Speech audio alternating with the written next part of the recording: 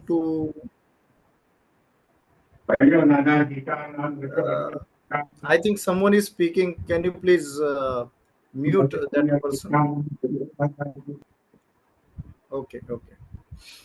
So since I think this is the fourth day that you have been gathering online to deliberate upon, to discuss upon various emerging trends in teacher education, particularly in the light of NEP 2020.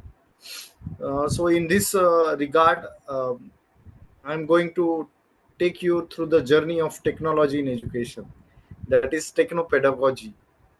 So shall I start my presentation, or is there anything from your side, Vasundhara ji? Shall I start? Yes, sir. Yes, sir. Thank you. Okay, okay, Thank okay, you. fine.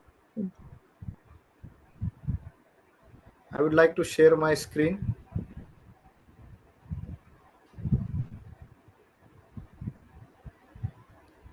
Can you see my presentation? Yes, sir. Yes, sir. Okay, okay, okay. So the topic for today is advanced techno pedagogy for Indian teacher education in the light of NEP 2020. Please tell me whether you are comfortable with complete English or bilingual is more preferred from your side. English Sir, ठीक रहेगा bilingual. कि Sir, English ठीक? bilingual. Okay okay, तो so I will be going bilingual. So देखिए, तो पूरे India के teacher education में इस राष्ट्रीय शिक्षा नीति 2020 के परिप्रेक्ष्य में जो प्रौद्योगिकी का शिक्षा में, पर्टिकुलरली पेडागोजी में जो उपयोग है, अनुप्रयोग है, उस पर आज हम बात करेंगे.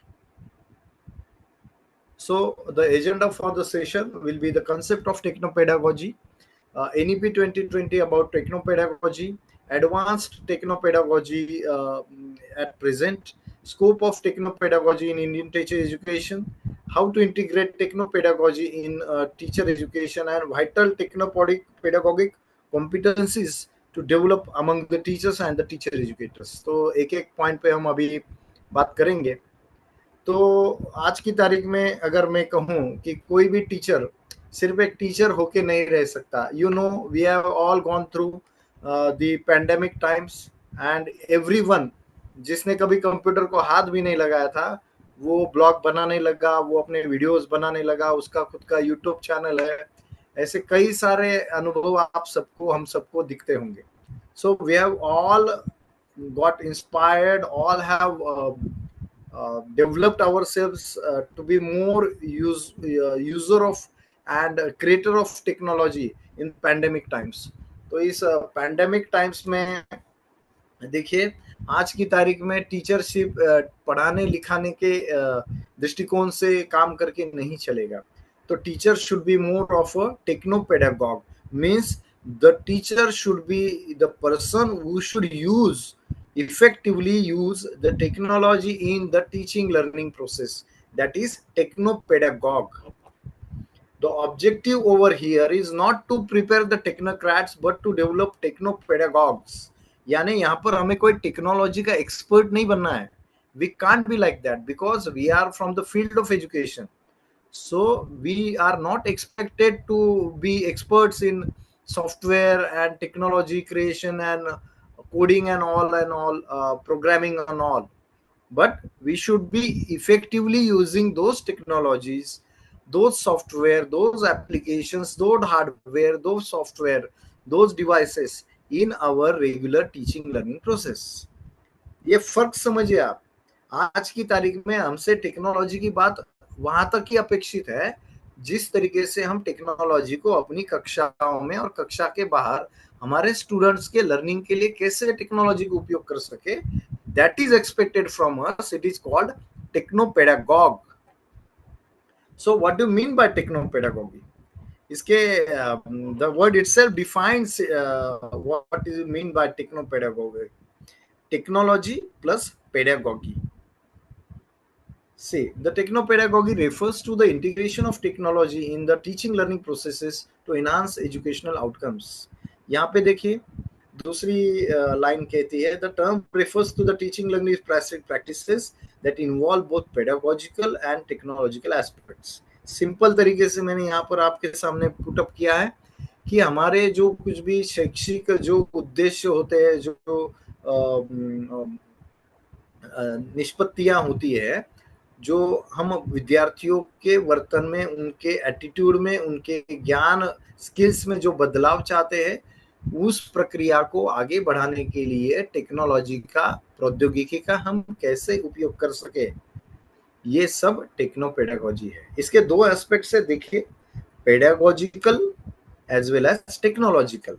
पेडागोजिकल में क्या आता है, पेडागोजी क्या होता है, टीचिंग लर्निंग प्रोसेस, मेथड्स होती है, स्ट्रेटेजीज होती है, टेक्निक्स होती है, मोटिवेशन होता है, कई सारे फैक्टर्स होते हैं, और साथ में विद्यार्थियों का विकास, विद्यार्थियों के ज्ञान का विकास, विद्यार्थियों की क्षमताओं का विकास, उनके एटीट्यूड का विकास, ये सब हम पेडागोजी में देखते हैं।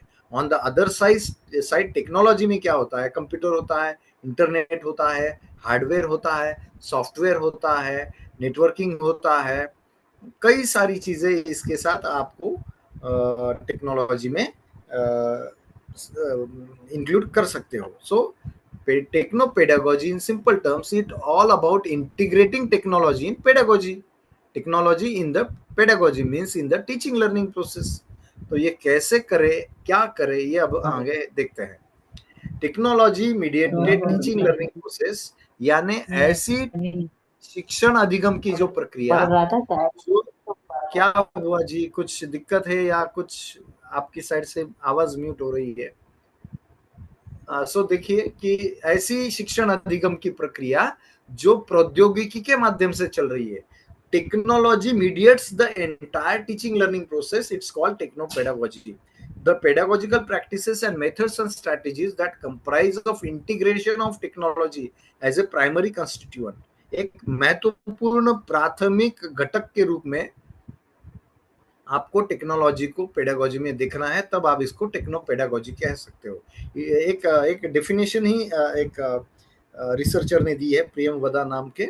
It is the use of technology for making teaching learning process more effective and attaining educational goals. तो हमें मेन, हमारा प्राइमरी ऑब्जेक्टिव हर बार क्या होता है कि हमें अपनी सीखने सिखाने की जो प्रक्रिया है उससे कैसे और बेहतर बनाया जाए, और विद्यार्थियों को उससे कैसे और अच्छा आउटकम मिले, और हमें जो हमारे एजुकेशनल गोल्स है वो कैसे बेहतर तरीके से हम अचीव कर सके। इसीलिए टेक्नोलॉजी का जो उपयोग है उसे हम टेक्नो पेडागोजी कहते हैं। So let us see what our national education policy 2020 thinks about और डिलिब्रेट्स अपॉन टेक्नो पेडागोजी। तो इस टेक्नो पेडागोजी के बारे में, यानी शिक्षण अधिगम की प्रक्रिया में, टीचिंग लर्निंग प्रोसेस में टेक्नोलॉजी का इंटीग्रेशन के बारे में 2020 ने क्या कहा है, ये हम देखेंगे। रुक रहे हैं। सॉरी, किसी का माइक म्यूट है, प्लीज जरा देखिए। सोनिया सैनी, सोनिया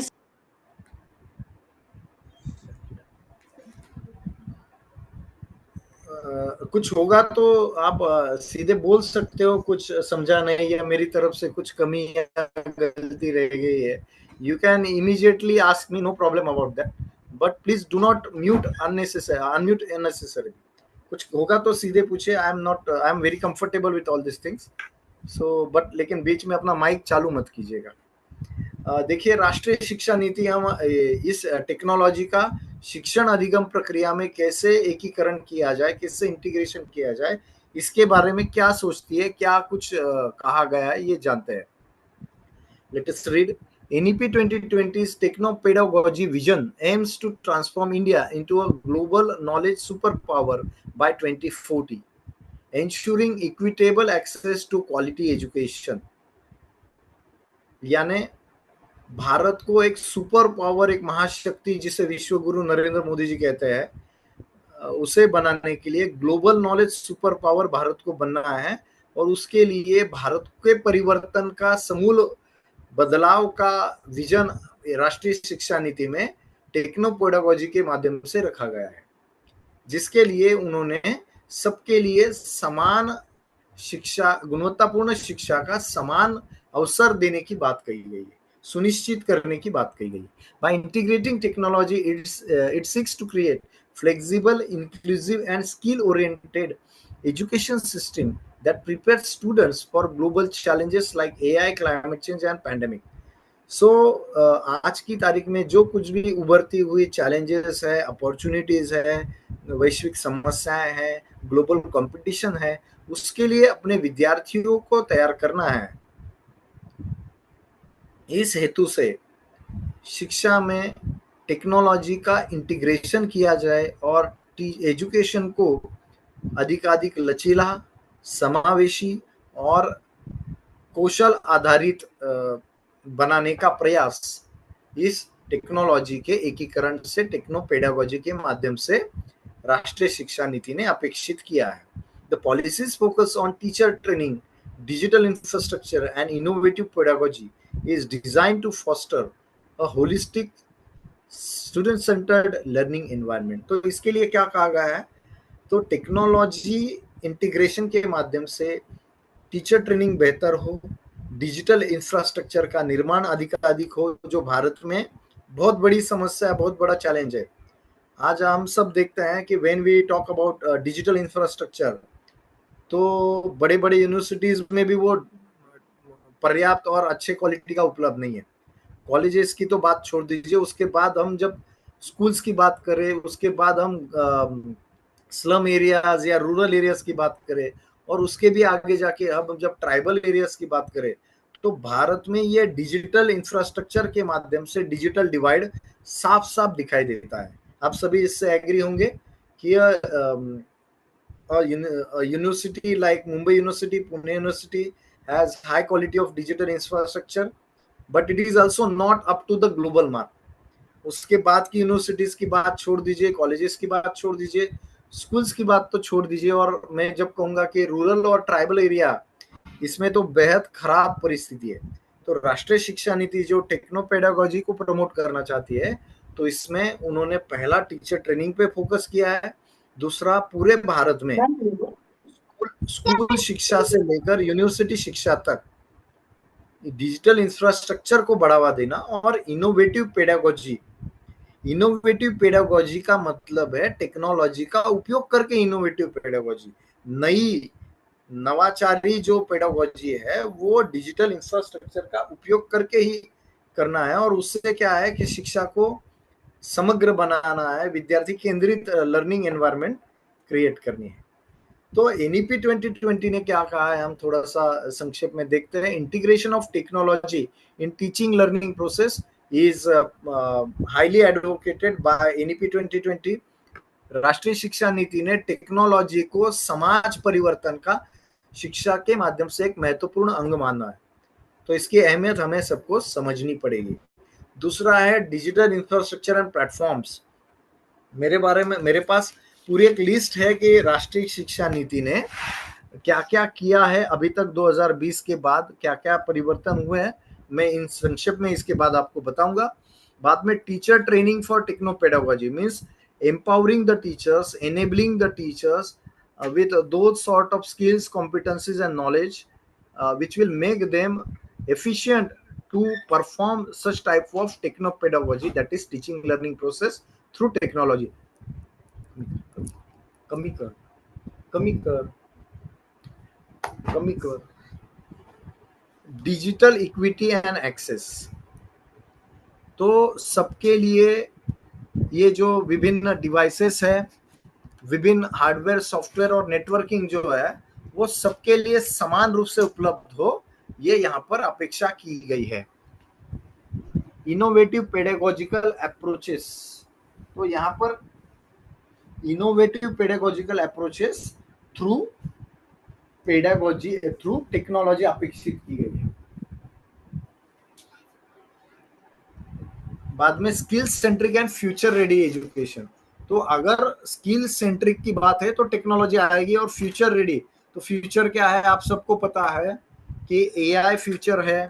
फ्यूचर क्या है कि हमें आने वाले समय में रोबोटिक्स, इंटरनेट ऑफ थिंग्स, ये मशीन लर्निंग, डीप लर्निंग, ये सब फ्यूचरिस्टिक ट्रेंड्स है, आप सबको ये सब पता है। एक मिनट, मुझे 1 मिनट होल्ड कीजिए प्लीज।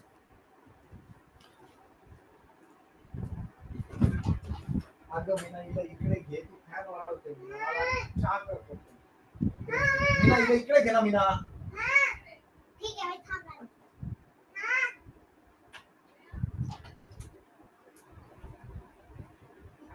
अरे यार, ती फॅन वाढून राहिली, आवाज कसा?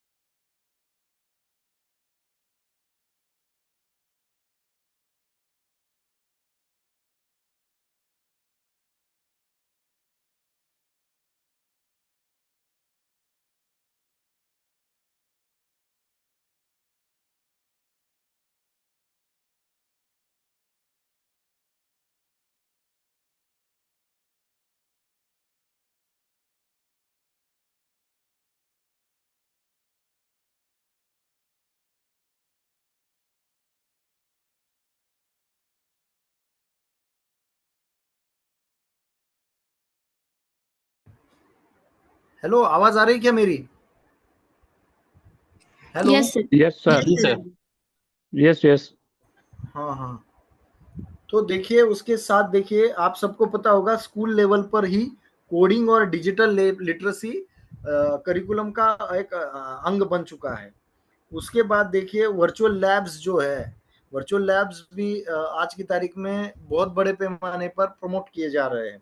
देर आर सो मेनी थिंग्स, इस पर बोलूंगा तो आधा घंटा और चला जाएगा। तो मेरे ख्याल से आप समझिए इस बात को कि राष्ट्रीय शिक्षा नीति ने खुद एजुकेशन में, पूरी एजुकेशन सिस्टम में जो है वो इसकी पैरवी की है टेक्नोलॉजी के उपयोग की। और उसके तहत ही सर्वाधिक फोकस किस चीज पर होना है, वो है टीचिंग लर्निंग प्रोसेस। तो teaching learning process should emphasise the use and the integration of technology. तो ये सब आप समझिए इस बात को, इसकी गंभीरता समझिए, इसलिए ये टॉपिक आज यहाँ पर आपके सामने प्रस्तुत किया गया है। सो आज की तारीख में क्या क्या इंपॉर्टेंट, बहुत बड़े, वैसे तो कई सारे हैं और एक लेक्चर में सब कुछ तो हो नहीं सकता, ये आपको भी पता होगा और मेरी भी सीमा है कि भाई मुझे भी खुद को कितने पता है।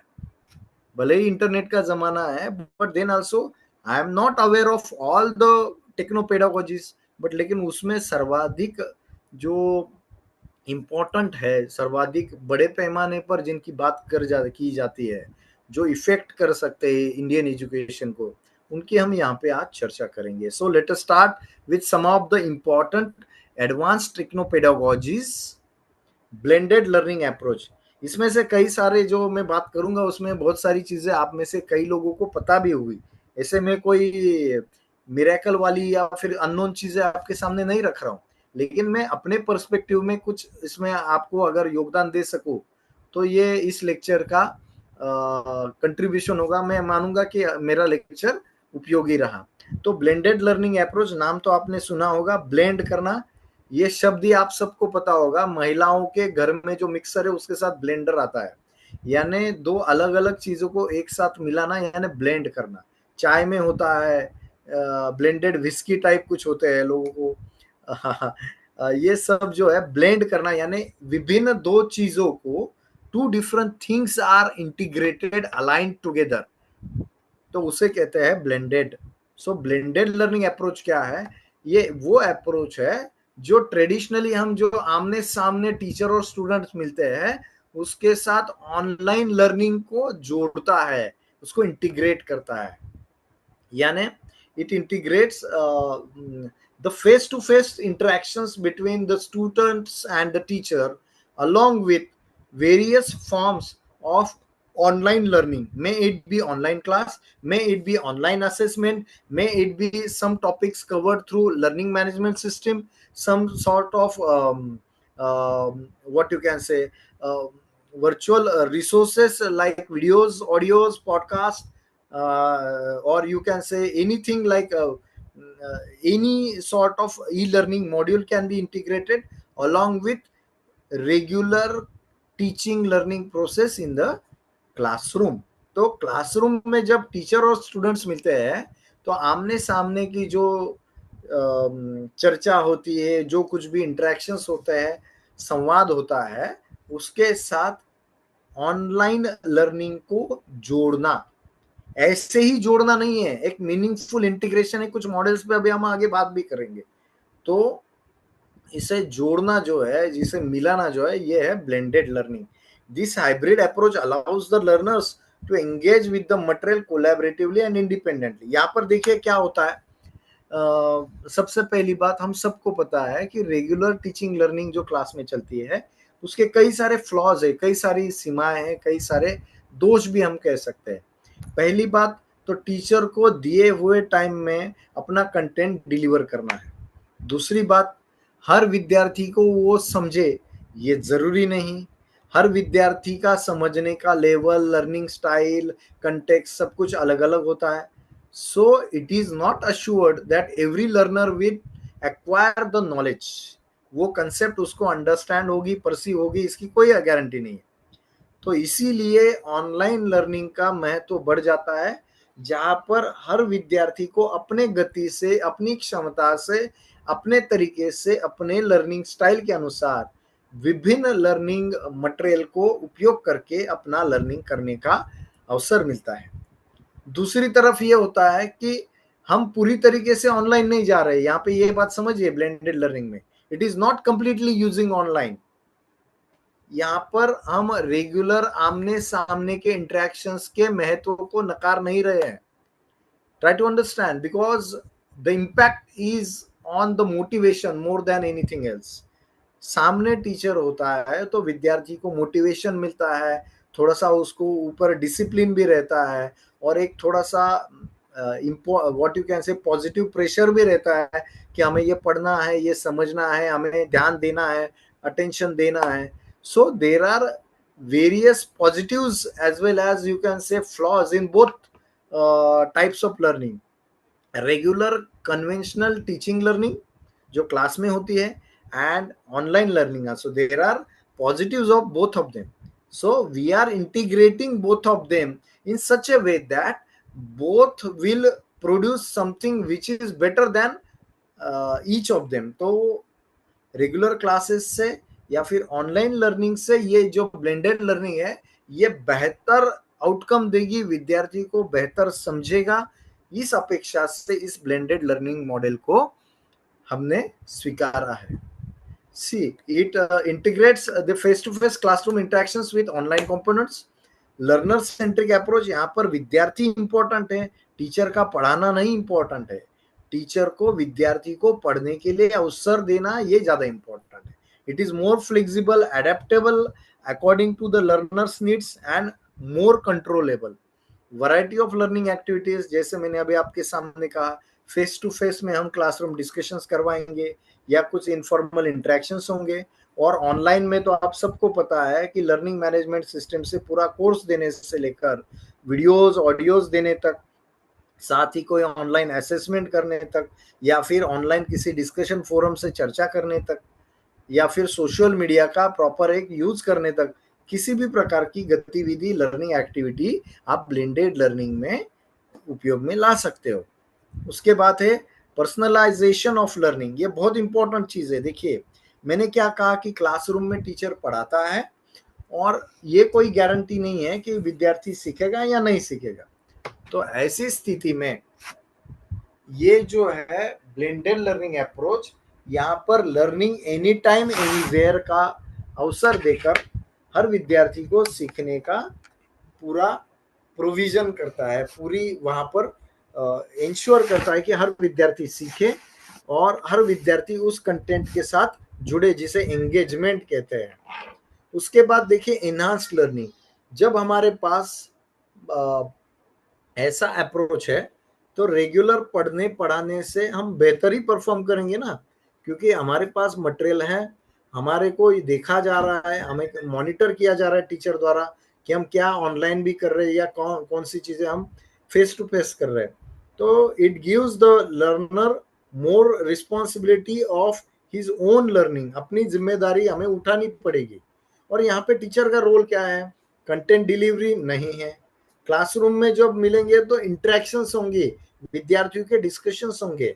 यहाँ पे टीचर का रोल है facilitator, means to make the learning easy, to provide the resources, facilities and opportunities for the students to learn by themselves। यहाँ पे अधिकाधिक इंटरेक्शंस होंगे। किसके इंटरेक्शंस होंगे? विद्यार्थियों के एक दूसरे के साथ इंटरेक्शन होंगे, विद्यार्थियों के उस कंटेंट के साथ जो ऑनलाइन माध्यम से दिया जा रहा है उससे होंगे, और साथ ही टीचर से भी होंगे। And they take initiative of their own learning. यानी मैं अभी घर पर हूँ, आप घर पर हैं, हम सब अपने मोटिवेशन से इस वर्कशॉप में, इस एफडीपी में जुड़े हैं। तो हमने अपने लर्निंग का इनिशिएटिव खुद लिया है। यही तो बड़ी बात होती है ऑनलाइन लर्निंग या ब्लेंडेड लर्निंग में, that the learner takes the initiative of their own learning. देखिए, कुछ मॉडल्स आपके सामने मैंने रखे हैं, जरा बारीकी से देखिए 2 मिनट में। ब्लेंडेड लर्निंग के कुछ एक पॉपुलर कुछ मॉडल्स आपके सामने रखे हैं। इसमें एक चीज कॉमन है कि 2 एलिमेंट है, एक है ऑनलाइन लर्निंग वाला और एक है फेस टू फेस इंटरेक्शन वाला, जो क्लासरूम में होंगी। दोनों का मिलाने का तरीका अलग अलग हो सकता है। फॉर एग्जांपल देखिए, फ्लेक्स मॉडल में ऑनलाइन लर्निंग प्राइमरी है और ऑफलाइन में या फेस टू फेस में टीचर क्या करता है? सपोर्ट देता है या फिर इंटरेक्शंस होती है। इसके विरुद्ध में face to face driver model देखिए, यहाँ पे फेस टू फेस में ज्यादा लर्निंग होता है और ऑनलाइन में कम चीजें होती है, जैसे कि कोई ऑनलाइन टेस्ट ले लिया, सोशल मीडिया का उपयोग कर लिया। लेकिन दोनों का बहुत ही सोच समझकर उपयोग किया जा रहा है। तो ये कुछ मॉडल्स है, आप इसको बारीकी में नाम नोट कर लीजिए और बारीकी में बाद में देखिए। एक लेक्चर में it is impossible to cover all the content, the entire content. इतना सारा मटेरियल, इतना सारा टॉपिक है इसमें। बट देन ऑल्सो आपको मैं सुझाव दूंगा, इनके नाम लिख के लीजिए और इनको बारीकी से बाद में देखिए। ये देखिए, हर कोई चीज सिर्फ सिलेबस में है या हमारे पढ़ने पढ़ाने में है, इसलिए करना नहीं है। हमें बेटर बनना है, तभी तो हमारा एजुकेशन सिस्टम बेटर बनेगा। चाहे आप स्टूडेंट हो बीएड एमएड के, या फिर आप एजुकेटर हो हमारे जैसे, हमें आगे बढ़ने का मोटिवेशन ही है कि हम आगे बढ़ेंगे तभी तो हम बेटर आउटकम कुछ दे पाएंगे। चलो, ऑल राइट। तो ये कुछ नाम है आपके सामने ब्लेंडेड लर्निंग मॉडल के। मैं थोड़ा आगे जाता हूं इसके। इसमें वर्तमान में कौन कौन सी नई चीजें आई है ब्लेंडेड लर्निंग में? देखिए, सिंक्रोनस और असिंक्रोनस लर्निंग, यानी ब्लेंडेड लर्निंग का एक नया फॉर्म आया है पिछले कुछ सालों में, कि जहां पर ब्लेंडेड लर्निंग का मतलब सिर्फ फेस टू फेस और ऑनलाइन नहीं है। ऑनलाइन में भी दो प्रकार है, आपको पता होगा, सिंक्रोनस और असिंक्रोनस।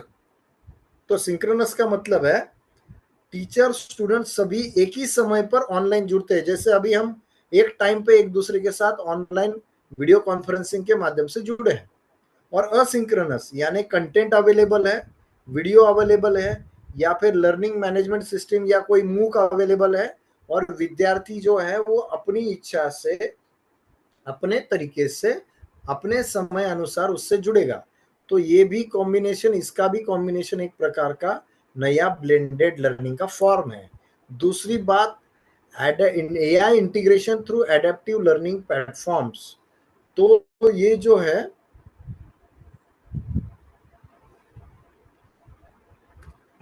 आप सबको पता होगा कि ऐसा जीवन का कोई एक अंग नहीं है जिस पर एआई ने, आर्टिफिशियल इंटेलिजेंस ने अपनी छाप ना छोड़ी हो। इसके बारे में हम आगे बढ़ेंगे, बात करेंगे तब। लेकिन ये जो है, ये सब जो है आपके लिए नए ट्रेंड से ब्लेंडेड लर्निंग के, और ये इन सब पर एआई की अपनी एक छाप है। चाहे आप गेमिफिकेशन लो, माइक्रो लर्निंग लो, हाइब्रिड क्लासरूम्स लो, ये कुछ नए ट्रेंड्स है ब्लेंडेड लर्निंग में। चलिए एक ऐसे ब्लेंडेड लर्निंग के बारे में बात करते हैं जो सबसे प्रभावी, सबसे रिसर्च का बेस लिया हुआ, रिसर्च एविडेंट है, फ्लिप्ड क्लासरूम मॉडल। खुद की पैरवी या खुद की बड़ा क्या खुद का ये नहीं बोलना चाहिए, लेकिन ये ऐसा मॉडल है जो मैंने अपनी क्लासेस में खुद इम्प्लीमेंट किया है, और मुझे कुछ साल पहले महाराष्ट्र स्टेट का एक अवार्ड भी इसके लिए, प्रोजेक्ट के लिए मिला था, फ्लिप क्लासरूम के लिए। तो ये मॉडल मैं खुद अपनी क्लासेस में इम्प्लीमेंट करता हूँ, इसलिए सिर्फ थ्योरेटिकली कहाँ से पता चला या किसी ने इस पे काम किया, ऐसा नहीं है। I have practically implemented this model in my own classrooms. तो ये क्या है ये समझिए, ये ऐसा अप्रोच है जिसमें, ये तो ब्लेंडेड लर्निंग वाला है, मैंने जैसे आपको कहा कि जिसमें फेस टू फेस भी मिलना है और साथ में ऑनलाइन भी कुछ कंपोनेंट है, और इसका एक प्रॉपर इंटीग्रेशन है। सबसे पहली बात ये समझ लीजिए कि फ्लिप का मतलब क्या होता है। फ्लिप का मतलब आप में से कोई बताएगा? Flip, what do mean bye flip? FLIP, flip, कोई बताएगा प्लीज? मेरी आवाज आ रही है ना आपको? Am I audible? Yes, sir, you are audible. हाँ, तो फ्लिप का मतलब आप कोई बताएगा? फ्लिप,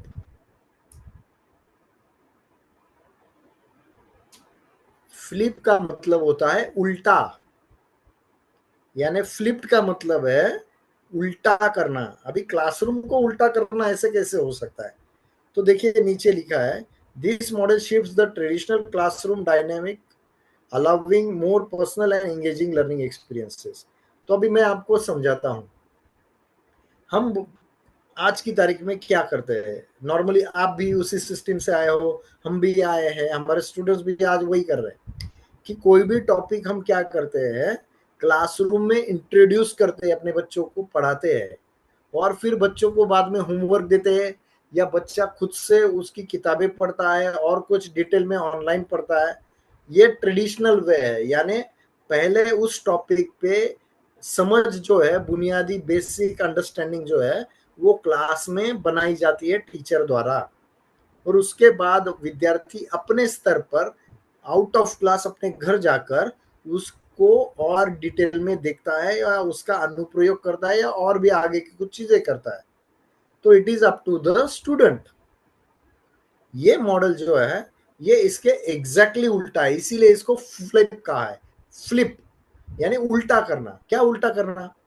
तो हम ये काम करें कि बच्चा उस टॉपिक पे अपनी अंडरस्टैंडिंग जो है वो क्लास में आने से पहले ही बना के आए, और क्लास में जब आए तो he will interact with the students, with his colleagues, जो उसके पीयर्स होंगे उनके साथ वो इंटरेक्शन करेगा, और अपनी अंडरस्टैंडिंग, अपना जो नॉलेज है उस टॉपिक पे वो एक दूसरे के साथ शेयर करेंगे।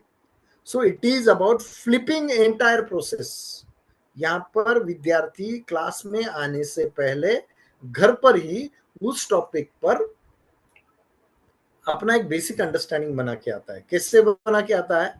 टीचर मेड वीडियोस, टीचर द्वारा उसको कंटेंट दिया जाता है। मोर पर्टिकुलरली टीचर ने खुद बनाए हुए वीडियोस इसमें होने चाहिए। उसके बाद उन वीडियोस को देखकर या उस कंटेंट को पढ़कर वो विद्यार्थी क्या करेगा? अपनी उस टॉपिक पे एक बेसिक अंडरस्टैंडिंग बनाएगा। So when the student enters into the class, the teacher has no role to teach him. यहाँ पे टीचर को कुछ पढ़ाना नहीं है। यहाँ पे students will gather in groups, जिसे कोऑपरेटिव लर्निंग कहते हैं, कोलैबोरेटिव वर्क कहते हैं। उसमें इंटरेक्शंस होंगे, विद्यार्थी एक दूसरे के साथ इंटरेक्शन करेंगे और उसमें ये होगा कि they will share their knowledge, their understanding about the topic and cumulatively सभी का उस टॉपिक पे जो अंडरस्टैंडिंग है वो बहुत आगे चला जाएगा। वहां पे उनको कुछ टास्क दिया जा सकता है, वहां पे उसके साथ इमीडिएटली उनकी एक टेस्ट ली जा सकती है, जिससे वो क्या करेंगे, उनको जितना समझा वो चेक किया जाएगा और उनको इमीडिएटली फीडबैक भी दिया जाएगा। This is the most well thought and effective blended learning model, exactly reversing the traditional teaching learning process. जैसे मैंने आपको कहा, content acquisition by learners themselves, ये एक प्रकार का कंस्ट्रक्टिविस्ट अप्रोच है। यू नो, कंस्ट्रक्टिविज्म, निर्माणवाद, रचनावाद जिसे कहते हैं, जिसमें विद्यार्थी को कोई पढ़ा नहीं सकता है, ये प्रूव हो चुका है।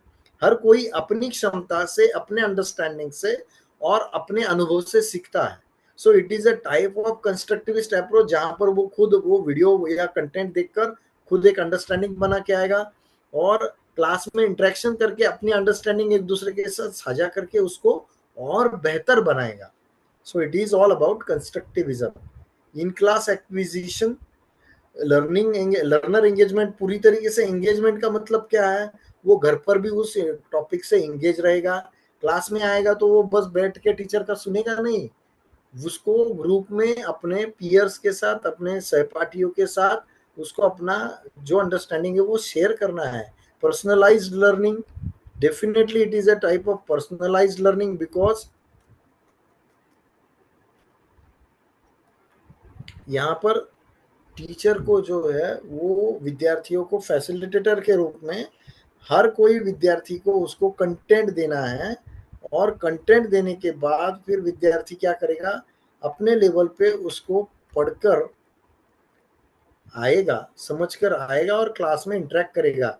तो हर कोई पर्सनली अपना लर्निंग करेगा, उसकी जिम्मेदारी उठाएगा। और टीचर एज ए फैसिलिटेटर, जैसे मैं ब्लेंडेड लर्निंग में कहता हूँ, पूरी प्रक्रिया पर ध्यान देना, यानी विद्यार्थियों को पहले कंटेंट प्रोवाइड करना, वीडियो प्रोवाइड करना, क्लास में आने के बाद उनका ग्रुप डिस्कशन एक्टिविटी ऑर्गेनाइज करना, जिसे कोऑपरेटिव लर्निंग स्ट्रेटेजीज कहते हैं, या उसके साथ कोई उनको टास्क देना, कोई प्रोजेक्ट देना, वहां पर उनका ऑब्जर्वेशन करना।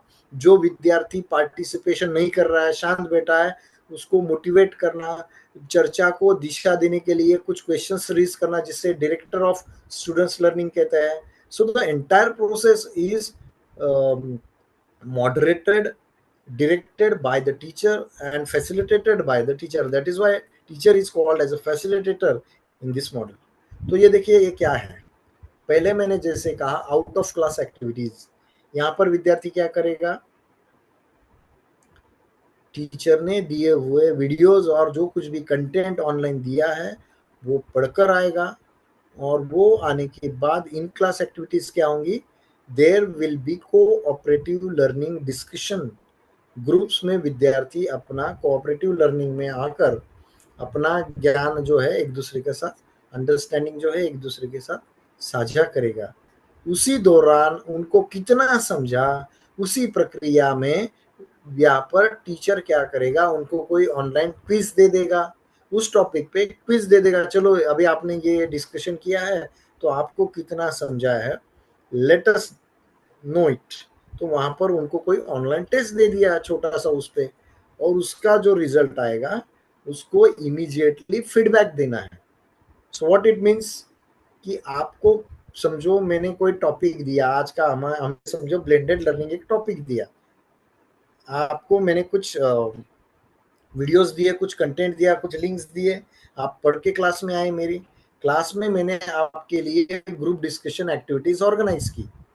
उस ऑर्गेनाइजेशन में फिर उसी क्लास में मैं अंत में आपको एक ऑनलाइन टेस्ट दूंगा और उस ऑनलाइन टेस्ट के मार्क्स के हिसाब से आपको कितने मार्क्स मिले उस तरीके से इमीडिएटली फीडबैक देना है। The word is very important, immediate feedback. बाद में 6 महीने में सेमेस्टर के अंत में रिजल्ट आता है तो उस रिजल्ट के बाद आपका टीचर आपसे डिस्कशन करेगा, इट मेक्स नो सेंस। वो टॉपिक में जो आपका अंडरस्टैंडिंग है वो कम था, छोटा, वो कम ज्यादा था, वो कम ज्यादा ही रहेगा।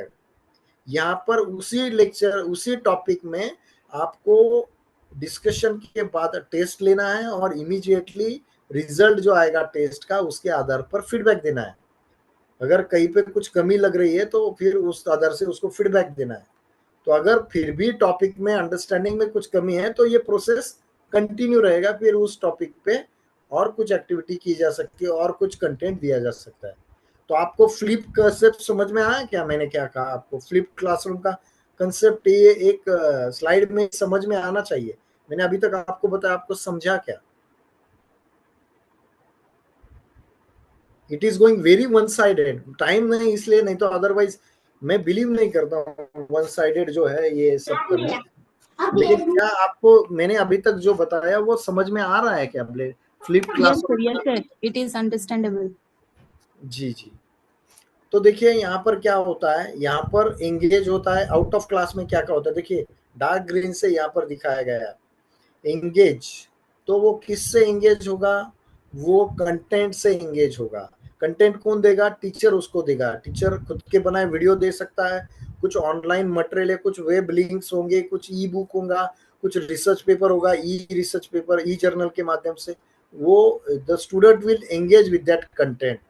ही will try to explore various questions on that topic on through that content। उस कंटेंट को पढ़कर वो उन प्रश्नों की उत्तर ढूंढने की कोशिश करेगा। समझ रहे हो?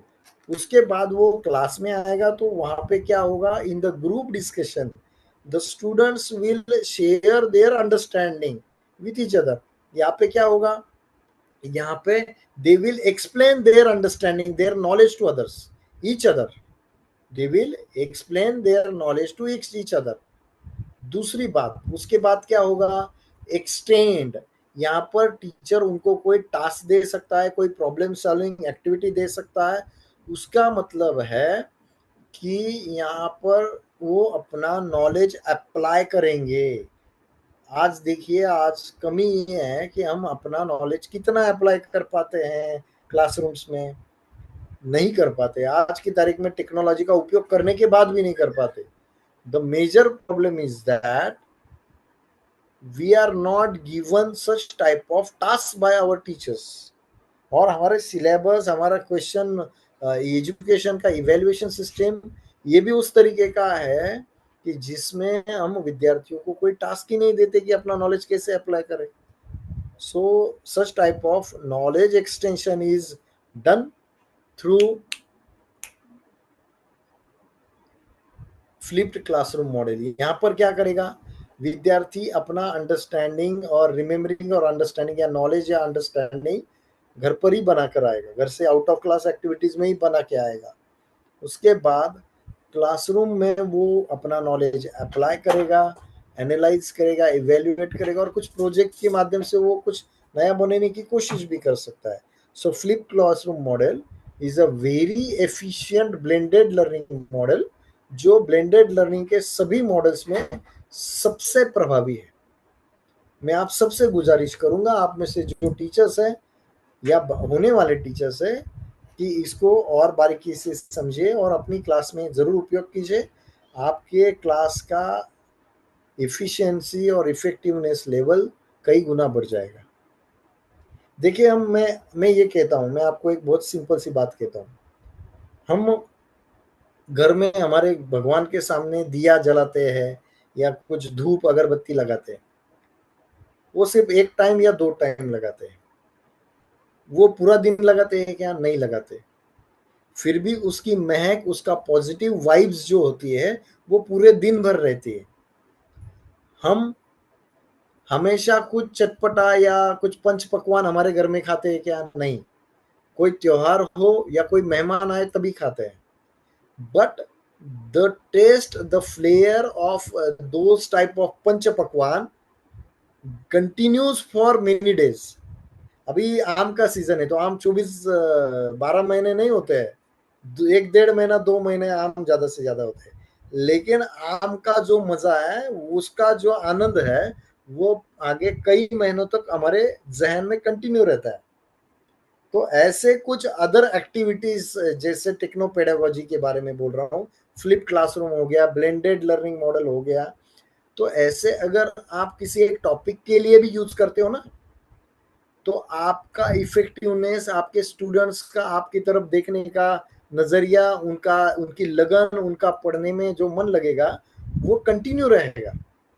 सो जरूरी नहीं कि हर टॉपिक आप किसी नए अप्रोच के साथ या टेक्नो पेडागोजी के साथ ही करें, ये संभव नहीं है। हमारे ऊपर इतना लोड है, मैं खुद इसका भुक्तभोगी हूँ। हमें खुद को पता है कि कितना लोड एक टीचर को होता है। स्कूल टीचर की तो यहाँ पे बात ही नहीं हो रही।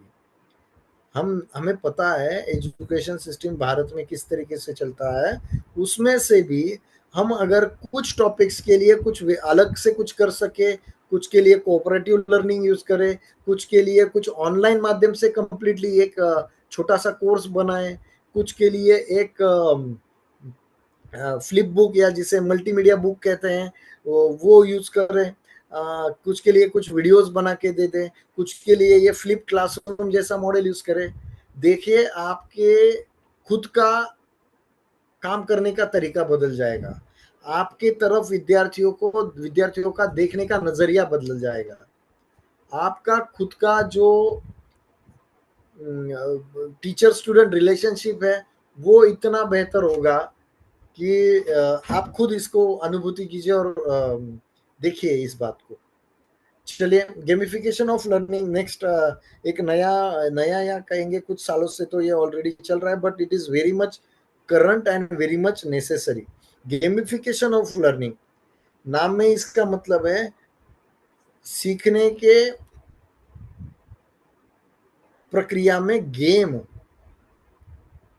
देखिए, आपको एक मूवी आई थी, बहुत साल हो गए, शायद 15-20 साल हो गए। मूवी बहुत ए ग्रेडेड मूवी थी, माफ कीजिए, लेकिन उसमें वो डर्टी पिक्चर नाम की थी। उसका एक डायलॉग बहुत फेमस हुआ था विद्या बालन का, वो था, इस दुनिया में केवल एक चीज चलती है, एंटरटेनमेंट, एंटरटेनमेंट एंड एंटरटेनमेंट। तो जीवन में भी यही चीज है जी, एजुकेशन में भी यही चीज है। ऐसी क्लास जिसमें कुछ आनंद आए वही विद्यार्थियों को अच्छा लगेगा। ऐसा मूवी आप देखिए जिसमें कुछ आनंद आए, जिसमें कुछ एंजॉयमेंट हो, वही आप देखने जाओगे। ऐसा पुस्तक जिसमें कुछ पढ़ के कुछ सुकून मिले, वही पुस्तक आप पढ़ने को कंटिन्यू करोगे।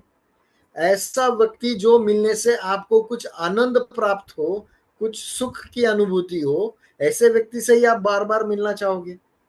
The same way teaching learning process should be such that it should express enjoyment, it should express satisfaction to the learners, it should give pleasure to the learner, so it is called edutainment। ये शब्द लिख कर लीजिए, education through entertainment is called edutainment। Education का edu और entertainment का आगे का TAINMENT, edutainment। तो ये बेसिक प्रिंसिपल है विद्यार्थियों को अपने लर्निंग में बनाए रखने का, एजुकेशन थ्रू एंटरटेनमेंट। तो क्लास में सीरियस लेक्चर्स हमेशा देते रहेंगे तो विद्यार्थियों का मन, आप कितना भी तैयारी करके आओ, कितना भी बेहतर पढ़ाओ, विद्यार्थियों का मन वहां पर नहीं लगेगा। इसलिए मैंने जैसे कहा, कुछ अनोखे तरीके बीच बीच में यूज करें तो इससे आपके और उनके इंटरेक्शंस का लेवल कई गुना बढ़ जाता है। So, one of the techno-pedagogical innovation is gamification of learning। क्या है ये? Gamification of learning is the application of game design elements and principles in educational contexts to enhance student engagement, motivation and learning outcomes. तो जो game होता है, कोई भी खेल होता है, उसके जो घटक है और उसके जो प्रिंसिपल्स है, उसको हम शिक्षा में लागू करें, जिससे विद्यार्थियों का जो जुड़ाव है, उनकी प्रेरणा है और उनके जो अधिगम के निष्पत्तियां आउटकम्स है, वो बेहतर कैसे हो। इसमें क्या किया जाता है, विद्यार्थियों को कुछ गेम्स के माध्यम से उनको मोटिवेट करने का यहाँ पर अवसर दिया जाता है। यानी ये कैसे होता है, क्या होता है, मैं आपको डिटेल में समझाऊंगा। इसमें क्या होता है, कुछ गेम्स इन्वॉल्व होते हैं जिससे विद्यार्थी को फन मिलता है और वो ये सतत करने में, जैसे कोई वीडियो गेम है या कोई खेल है, वो बच्चा वो सतत खेलता रहता है। जैसे कि लूडो हो गया, लूडो में अगर उसका जो क्या बोलते हैं उसको आप, उसका जो प्यादा है, वो अगर वो सेंटर में चला गया तो वहां पर उसको मोटिवेशन मिलेगा कि और खेले और खेले। एक गेम जीतता है तो और 10 गेम खेले। सो गेम में क्या होता है, एक प्रिंसिपल है, सिंपल प्रिंसिपल है, नथिंग सक्सीड्स लाइक सक्सेस। तो सफलता से बड़ी कोई सफलता नहीं है, तो सफलता से ही हम आगे के काम करते हैं। तो उसी तरीके से ये गेम में होता है कि कुछ मजा आता है, और ये गेम वाला जो मजा है, ये एजुकेशन में कैसे लागू किया जाए, इसे कहते हैं गेमिफिकेशन ऑफ लर्निंग। इसमें क्या किया जाता है, जैसे आप में से कई लोगों ने ऑनलाइन गेम्स खेले होंगे, लूडो खेला होगा। उसके बाद अभी आप देखिए टेलीग्राम पे भी आप कुछ प्रश्नों के उत्तर देते हैं तो वहां पर आपको कुछ शाबाशी मिलती है, तालियां मिलती है, वो गुब्बारे फूटते हैं वगैरह वगैरह वगैरह, होता है ना। जी सर। हाँ, जी तो ये जो टेलीग्राम वाला चीज है, तो इसी को गेमिफिकेशन ऑफ लर्निंग कहते हैं। टीचर ने स्टूडेंट को कुछ प्रश्न पूछा और विद्यार्थी ने उत्तर दिया। विद्यार्थी के उत्तर को कोई रिस्पांस नहीं देगा तो वो विद्यार्थी फिर से उत्तर देगा क्या, नहीं देगा। तो यहाँ पर गेमिफिकेशन ऑफ लर्निंग का मतलब है कि आपको उसको इस तरीके से ऑनलाइन कुछ टास्क देना है, टेस्ट देना है, या और कोई चीजें जो मैं आगे बताऊंगा डिटेल में, वो देना है, जिसके आधार पर वो अगर सही करता है तो उसको कुछ बैज मिले, उसकी सराहना हो, उसको कोई पॉइंट मिले। ये सब गेमिफिकेशन होता है। आपको ज्यादा कुछ देना नहीं है, आपको कुछ खर्च करना नहीं है, क्योंकि ये ऑनलाइन माध्यम से है, लेकिन विद्यार्थी को ये अनुभूति तो हो कि मैंने कुछ अचीव किया। फॉर एग्जाम्पल, आपने विद्यार्थी को कोई टास्क दिया है और फिर उस टास्क करने के बाद फिर उसका जो प्रोफाइल होगा, उसमें समझो एक गोल्ड मेडल का इमेज लग जाएगा। समझ रहे हो मैं क्या कह रहा हूँ। तो ये उसके लिए एक प्रेरणा होगी ना, भाई मैंने ये टास्क अगर पूर्ण किया तो मेरे प्रोफाइल पे ये बैज लग जाएगा, ये कंप्लीटेशन का सर्टिफिकेट लग जाएगा। कितनी बड़ी बात है कि विद्यार्थी के लिए। तो ये सब जो है, ये गेमिफिकेशन ऑफ लर्निंग है। देखिए क्या क्या है इसमें, पॉइंट्स देना है, स्कोरिंग सिस्टम है, बैच देना है। उसके बाद लीडर बोर्ड्स, जैसे कि किस विद्यार्थी ने कितना स्कोर किया। तो ये अगर होता है तो एक हेल्दी कंपटीशन अगर वहां पे है, तो विद्यार्थी अपने आप मोटिवेट हो जाएंगे कि और कैसे बेहतर करे और क्या क्या कर सके।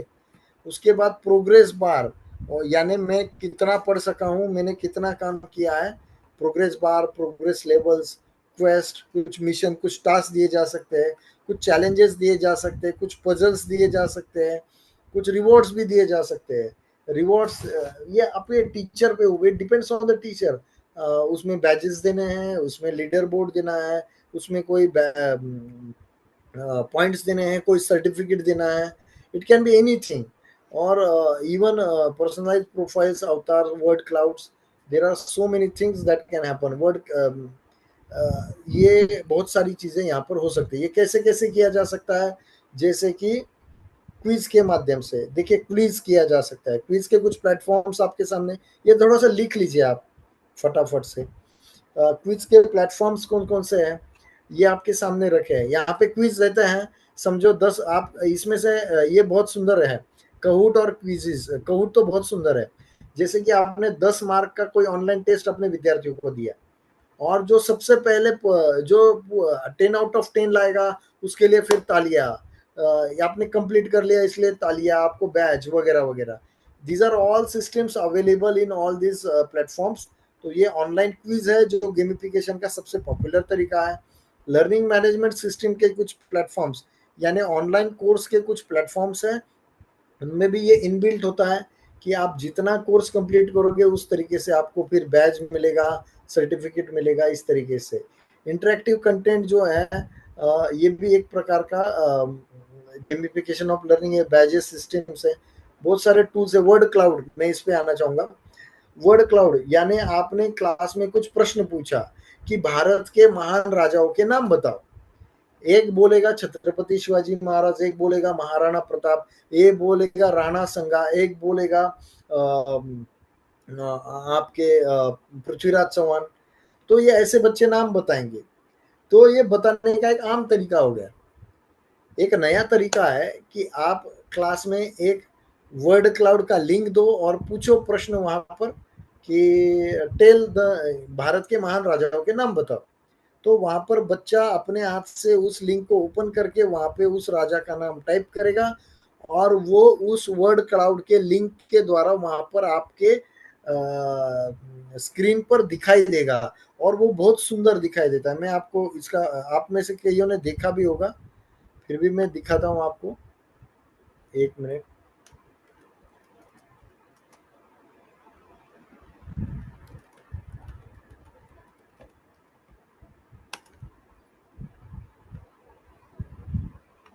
ये Sir, देखिए, there is one question. Is gamification useful for higher studies or the definitely student ma'am, definitely who ma'am, are studying in higher classes?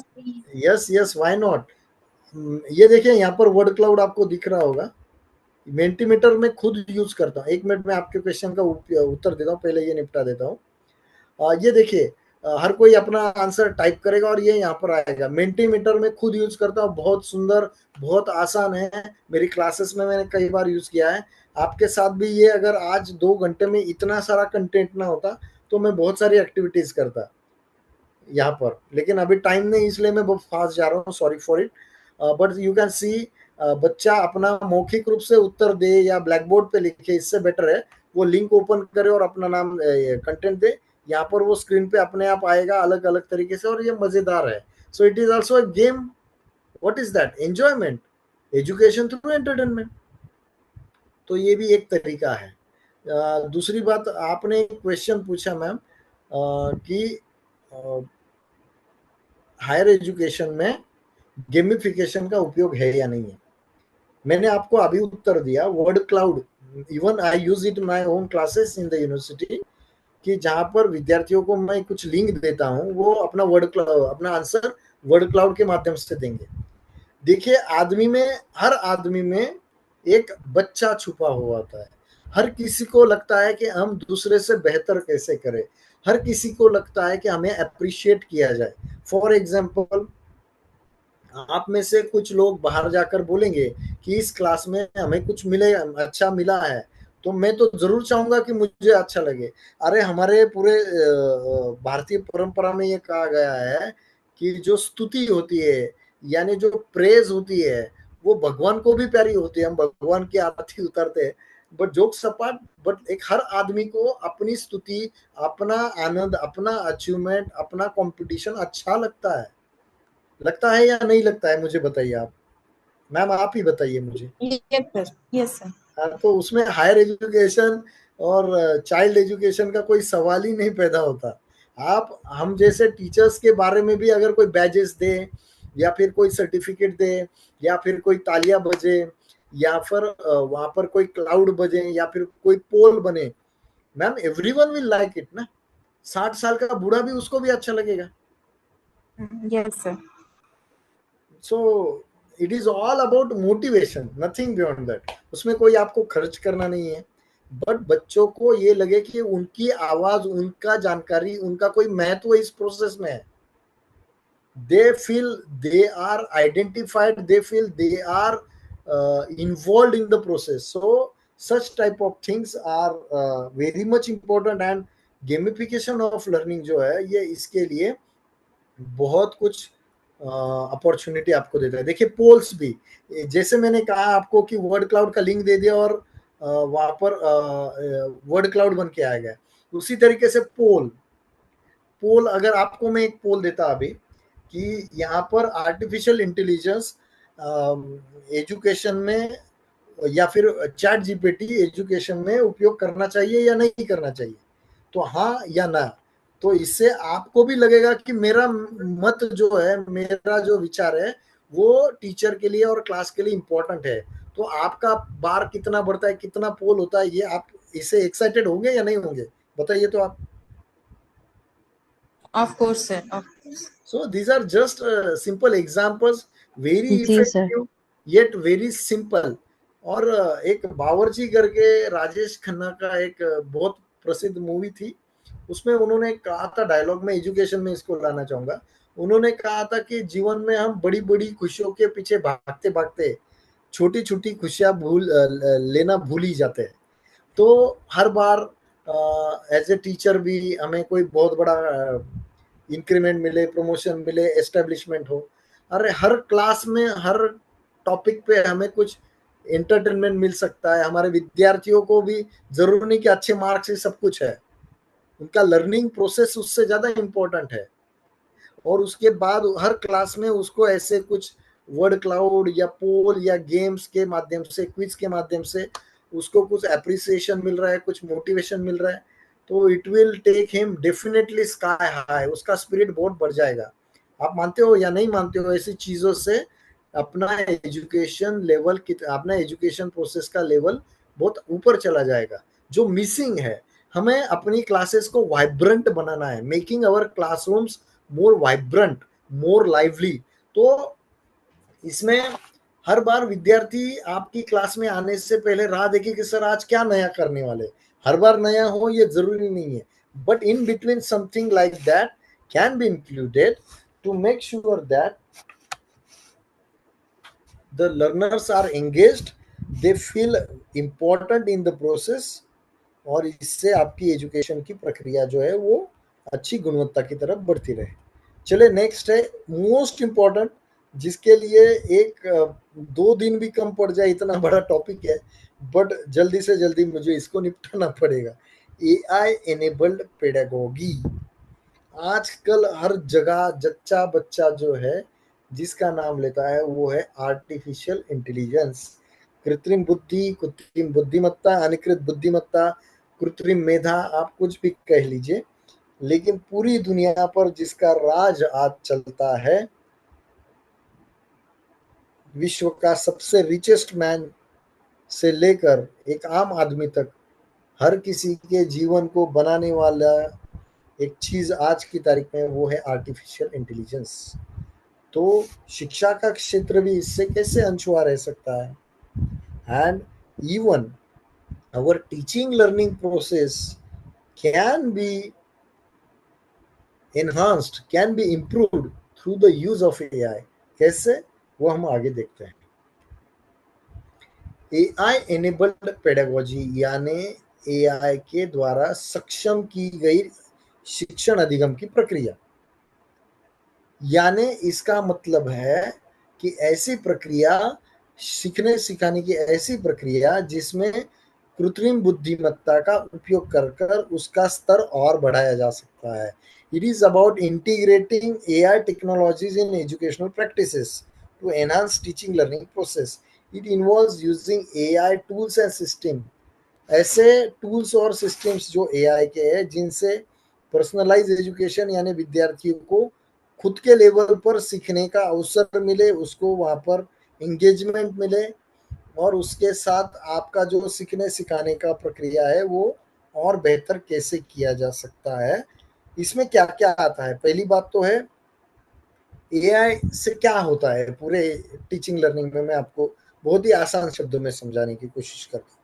देखिए पहला पॉइंट है पर्सनलाइज्ड, एक मिनट, पर्सनलाइज्ड एजुकेशन, यानी हर व्यक्ति को अपने सीखने की अहमियत समझनी चाहिए। यानी वो कंटेंट पढ़ेगा, वो जानकारी लेगा और वो उसका जो सीखने की लर्निंग नीड्स हैं, उसकी जो प्रॉब्लम्स हैं, उसके जो सीखने में कमियां हैं, उसको वहाँ पर स्कोप मिलेगा, उसको वहाँ पर अवसर मिलेगा उन कमियों को दूर करे, उसकी लर्निंग नीड्स को पूरा किया जा सके।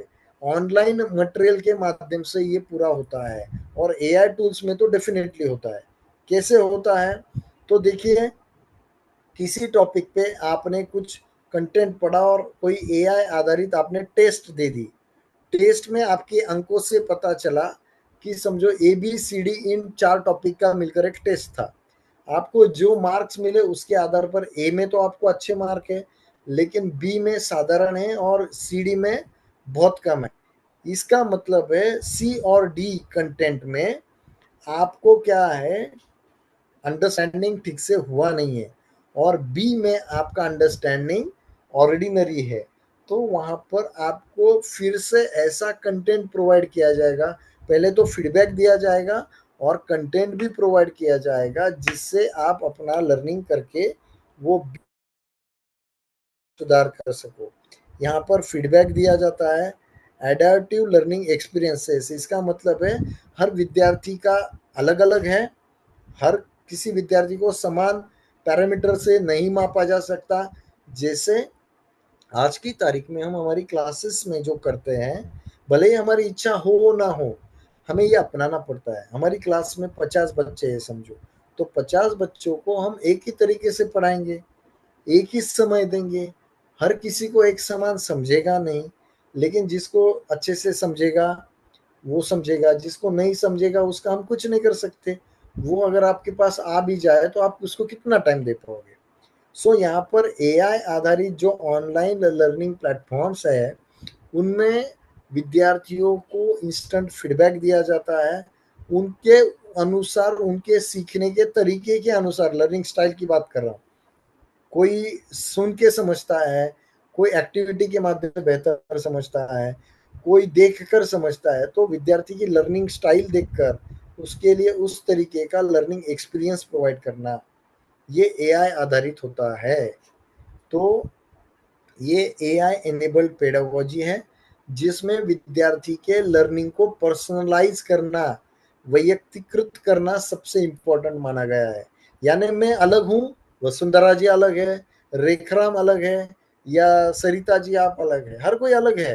हर किसी का समझने का तरीका अलग है, पढ़ाई करने का तरीका अलग है, उसका अंडरस्टैंडिंग अलग है, कंटेक्स्ट अलग है। तो हमें ऐसे प्रकार का लर्निंग अनुभूति मिले जो हमारे तरीके से हो।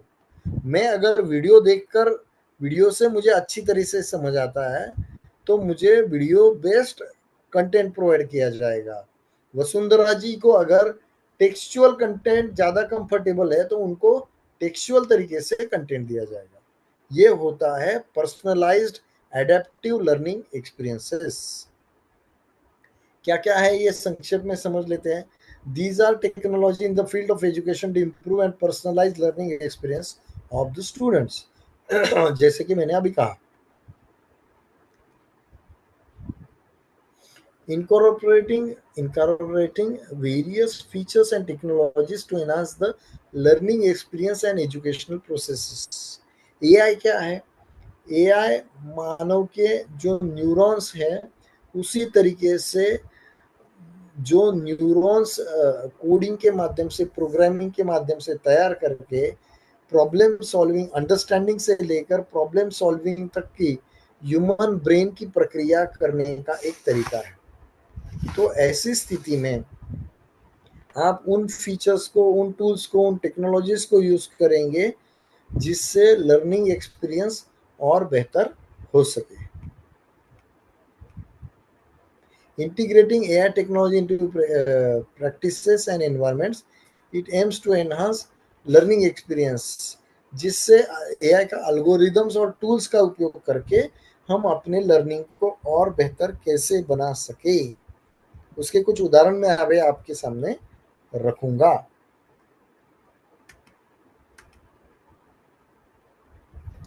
AI के अल्गोरिदम्स और डेटा एनालिसिस करके उसके माध्यम से फीडबैक देना है विद्यार्थियों को और उसके साथ सपोर्ट देना है। It is design, application, and evaluation of tools, pedagogical models, instructional strategies and frameworks, ethical implications, and teacher competencies surrounding the use of AI in education. तो बहुत सारी चीज़ें हैं, जैसे टीचर कोई कंटेंट का डिज़ाइन करता है, कंटेंट को लागू करता है, कंटेंट का मूल्यांकन करता है एआई के टूल्स के आधार पर, पेडागोजिकल मॉडल्स का उपयोग करता है। इन सब का उपयोग एआई एनेबल्ड पेडागोजी में होता है। AI tools and practices in teaching learning process, बहुत ही सिंपल चीज़ें यहाँ पर बताई गई है। तो ये बहुत कुछ सारे बिंदु है, जैसे मैंने कहा इसमें क्या होता है, preparing and transmitting learning content है, कंटेंट को विद्यार्थी बनाना है, जैसे कि हम कुछ एआई के आधार से खुद का वीडियो बनाए, एआई के आधार से खुद का कोई पॉडकास्ट बनाए, ये सब जो है लर्निंग कंटेंट बनाना बहुत सारे होते हैं, उनको बना के विद्यार्थियों तक पहुंचाना है। ये है एआई एनेबल्ड पेडागोजी का aim. Assisting learners to apply their knowledge, यानी एआई ने से आपने कुछ सीख लिया, उस सीखने के बाद उस नॉलेज को you have to apply, that is also important aspect of this pedagogy. engaging learners with adaptive learning tasks according to the student, the task changes।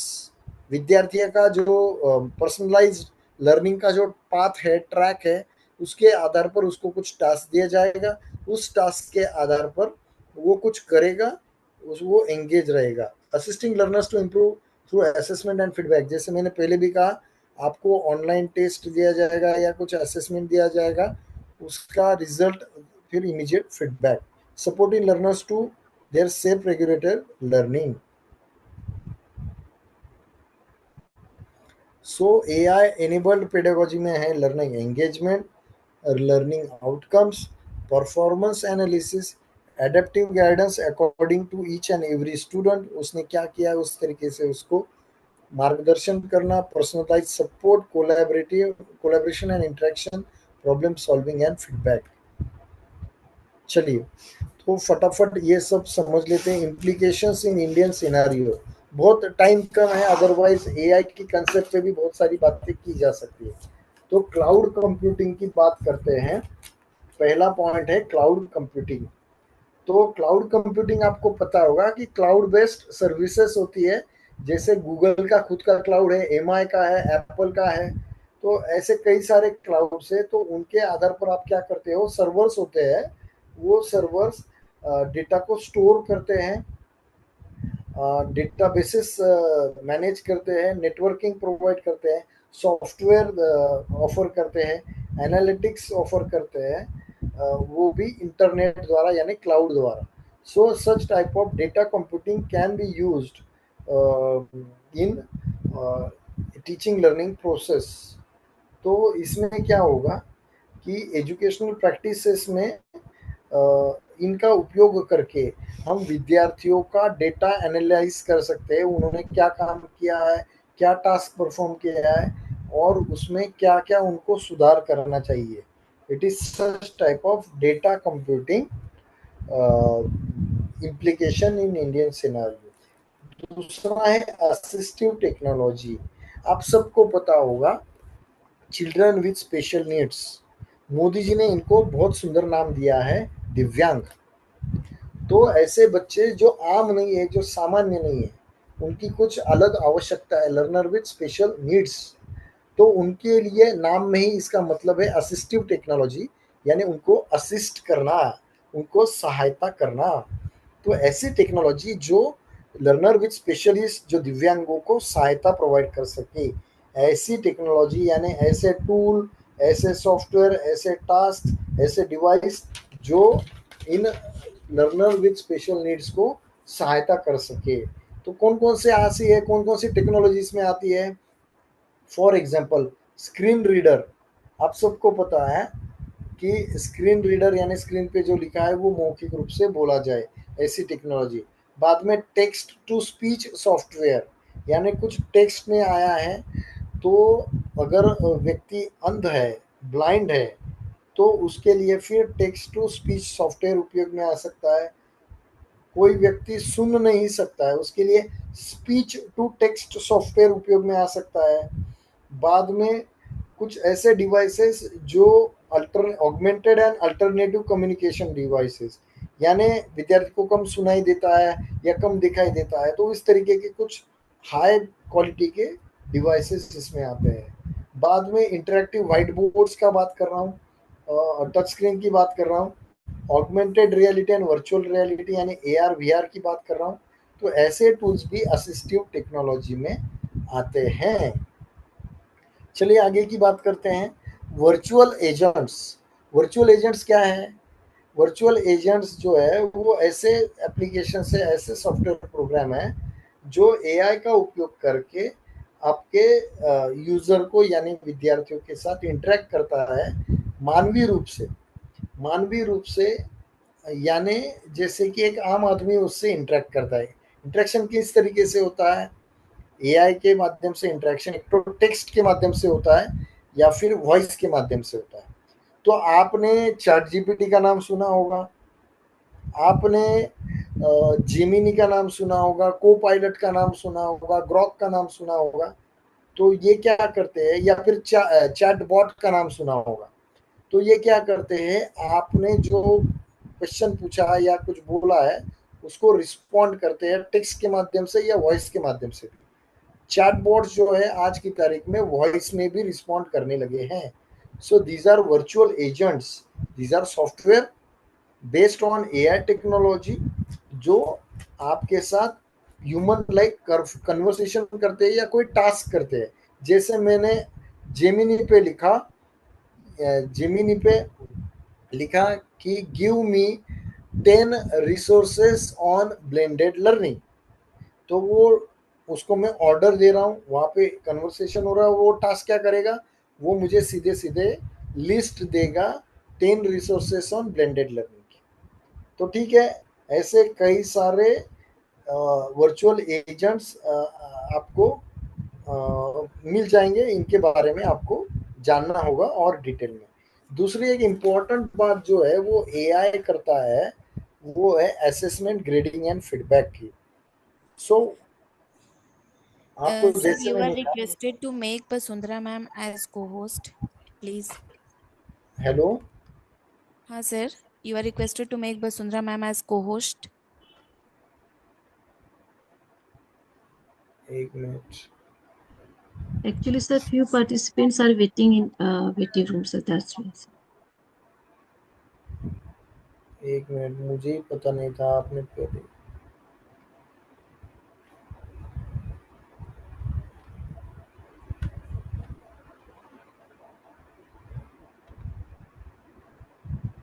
हो गया क्या?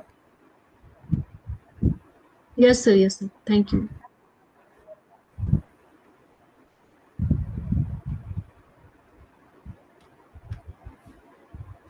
So I have told you that there are various AI enabled assessment techniques and tools जो आपको मूल्यांकन के लिए बहुत बढ़िया अपॉर्चुनिटी प्रोवाइड करते हैं। जैसे कि कुछ कहूट हो गया या फिर क्विज़िज़ हो गया, ऐसे कुछ टूल्स है जो क्या करेंगे, आपको असेसमेंट करके देंगे। दूसरी एक बात होती है लर्निंग मैनेजमेंट सिस्टम, जैसे मूडल हो गया, तो इसमें इनबिल्ट ऐसे AI जनरेटेड असेसमेंट टूल्स होते हैं जिससे आप क्या कर सकते हो, आपका विद्यार्थियों का परफॉर्मेंस असेस कर सकते हो, टेस्ट ले सकते हो, ग्रेड दे सकते हो। इवन आज की तारीख में मैं आपको बोल रहा हूँ, Google classroom is also AI enabled. आप जरा आज की तारीख में थोड़ा सा देखिए गूगल क्लासरूम को यूज करके, तो उसको आपको पता चलेगा उसमें भी AI का अभी उपयोग होने लगा है। So it is a very good opportunity that can be used in our teaching learning process. So next है गेम बेस्ड लर्निंग एनवायरनमेंट। जैसे मैंने अभी आपको गेमिफिकेशन में बताया कि ऐसा एटमॉस्फेयर तैयार करना है जहाँ पे विद्यार्थी तो पढ़े लेकिन उसके साथ उसको कुछ इंजॉयमेंट लगे, कुछ फन लगे, उस तरीके का आपको उसको अपॉर्चुनिटी AI के माध्यम से दिया जा सकता है। लर्निंग एनालिटिक्स की बात करते हैं। तो लर्निंग एनालिटिक्स का मतलब एनालिसिस होता है, यानी विद्यार्थी ने जो कुछ भी काम किया है, जो कुछ भी अध्ययन किया है, जो कुछ भी पढ़ाई की है, या फिर उसका जो टेस्ट का परफॉर्मेंस है उसका एनालिसिस करके उसके बारे में कुछ रिजल्ट प्रोवाइड करना।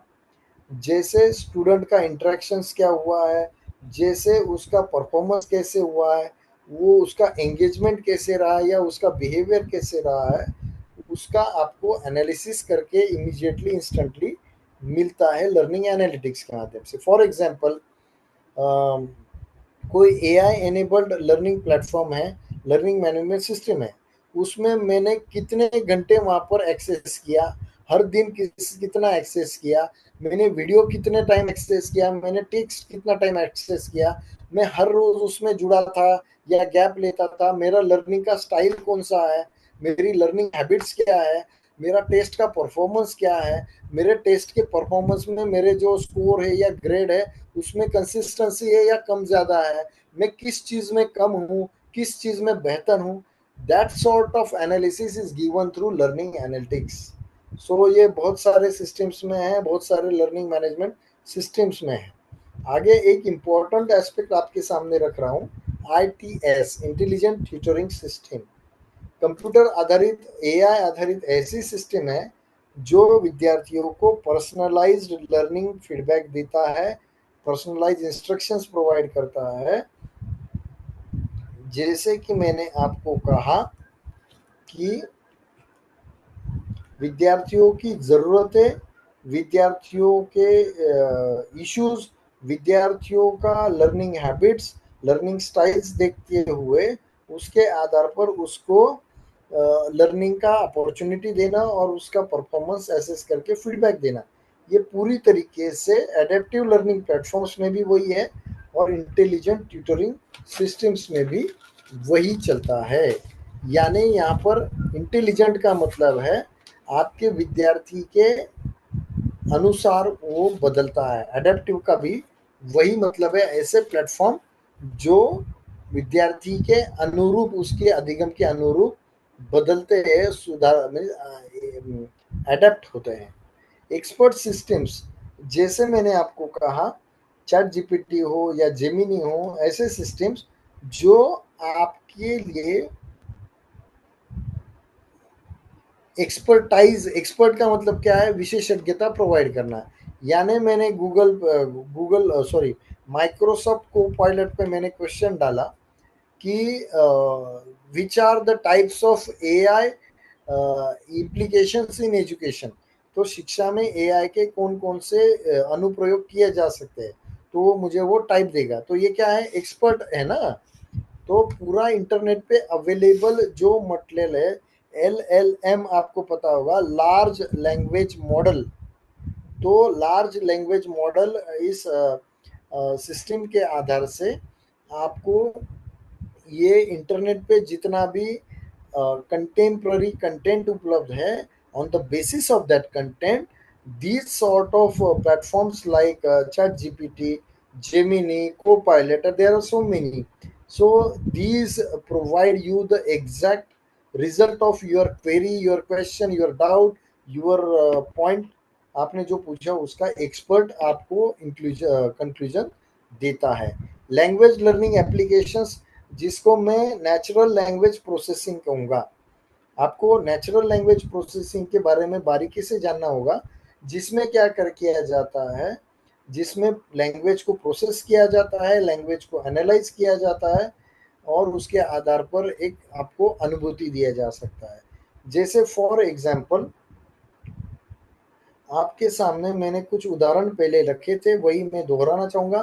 Text to speech, speech to text, text का वीडियो बनाना, टेक्स्ट का ऑडियो बनाना, टेक्स्ट का मेरे ही चित्र के आधार पर एक AI जनरेटेड वीडियो क्रिएट करना। This is absolutely possible in today's world due to natural language processing. Natural language processing जिसे NLP कहा जाता है। इसमें क्या क्या आता है, इंटेलिजेंट ट्यूटरिंग सिस्टम आता है, ऑटोमेटेड असेसमेंट एंड फीडबैक आता है, पर्सनलाइज्ड लर्निंग, लैंग्वेज लर्निंग आता है, content creation and content summarization आता है। तो किसी भी टॉपिक पे आप कोई कंटेंट क्रिएट कर सकते हो, किसी भी मौजूदा कंटेंट को समराइज किया जा सकता है।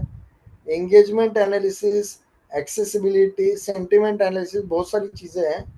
मैं इसके अंदर ज़्यादा डिटेल में नहीं जाना चाहूँगा, लेकिन एक एक शब्द लिख के लीजिए और उसको ढूंढिए।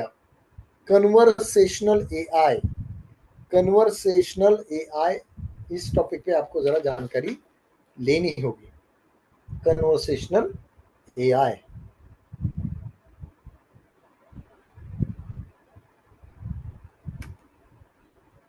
चलिए reference management tools, I think I should not go in detail with all these things, but these are type of AI systems, AI technologies which can be used in teaching learning processes. Then Quizmaker, lesson planning tools, content creation tools. There are so many tools. I think I am running out of time. AR VR को मुझे थोड़ा detail में बताना था, but I think time is not there. देखिए सबसे important part आपके लिए मैं एक सीख दे के जा रहा हूँ, या फिर मैं आपको सुझाव दे के जा रहा हूँ कि हम देश जो है ना, भारत 140 करोड़ की जनता, जिसे digital dividend of the world कहा जाता है। अभी हाल फिलहाल में तो बहुत सारा ग्लोबल जो पॉलिटिक्स चल रहा है, भारत का स्तर बहुत बड़ा है हाल फिलहाल में। तो हम आज की तारीख में जो है ना, कंटेंट के क्रिएटर्स नहीं है, कंटेंट के यूज़र ज़्यादा है, नॉलेज के यूज़र ज़्यादा है, क्रिएटर कम है। तो मैं आपको सुझाव दूंगा, इन एआई के टूल्स के ऊपर काम कीजिए, एआई के टेक्नोलॉजीज को समझिए, understand and adopt these AI technologies and create your own knowledge through them. Content creation में भारत बहुत पीछे है।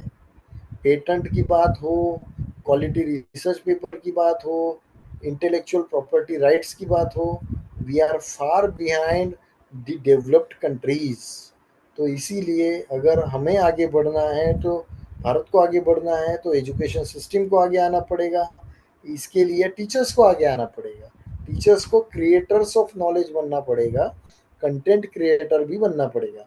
तो दिस टाइप ऑफ टेक्नोलॉजीज में बहुत सारा रिसर्च हो सकता है, बहुत सारा इनोवेशन हो सकता है। सॉरी।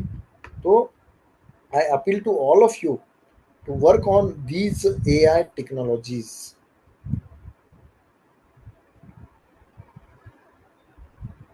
तो आगे मैं ज़्यादा नहीं बोलूँगा, बस नाम दे के जा रहा हूँ कुछ अदर टेक्नोलॉजीज का, जिसके ऊपर आप खुद से ज़रा ढूंढिए, कुछ काम कीजिए, बिकॉज टाइम नहीं है तो क्या क्या करें भाई। तो देखिए एक्सटेंडेड रियलिटी, जिसमें augmented reality, virtual reality, mixed reality, ये सब आता है। ठीक है, कोलैबोरेटिव ऑनलाइन लर्निंग एनवायरनमेंट्स, तो इस तरीके से ऑनलाइन टीचर स्टूडेंट्स जुड़ सकते हैं, जिसमें वो एक साथ आकर कुछ काम कर सकते हैं।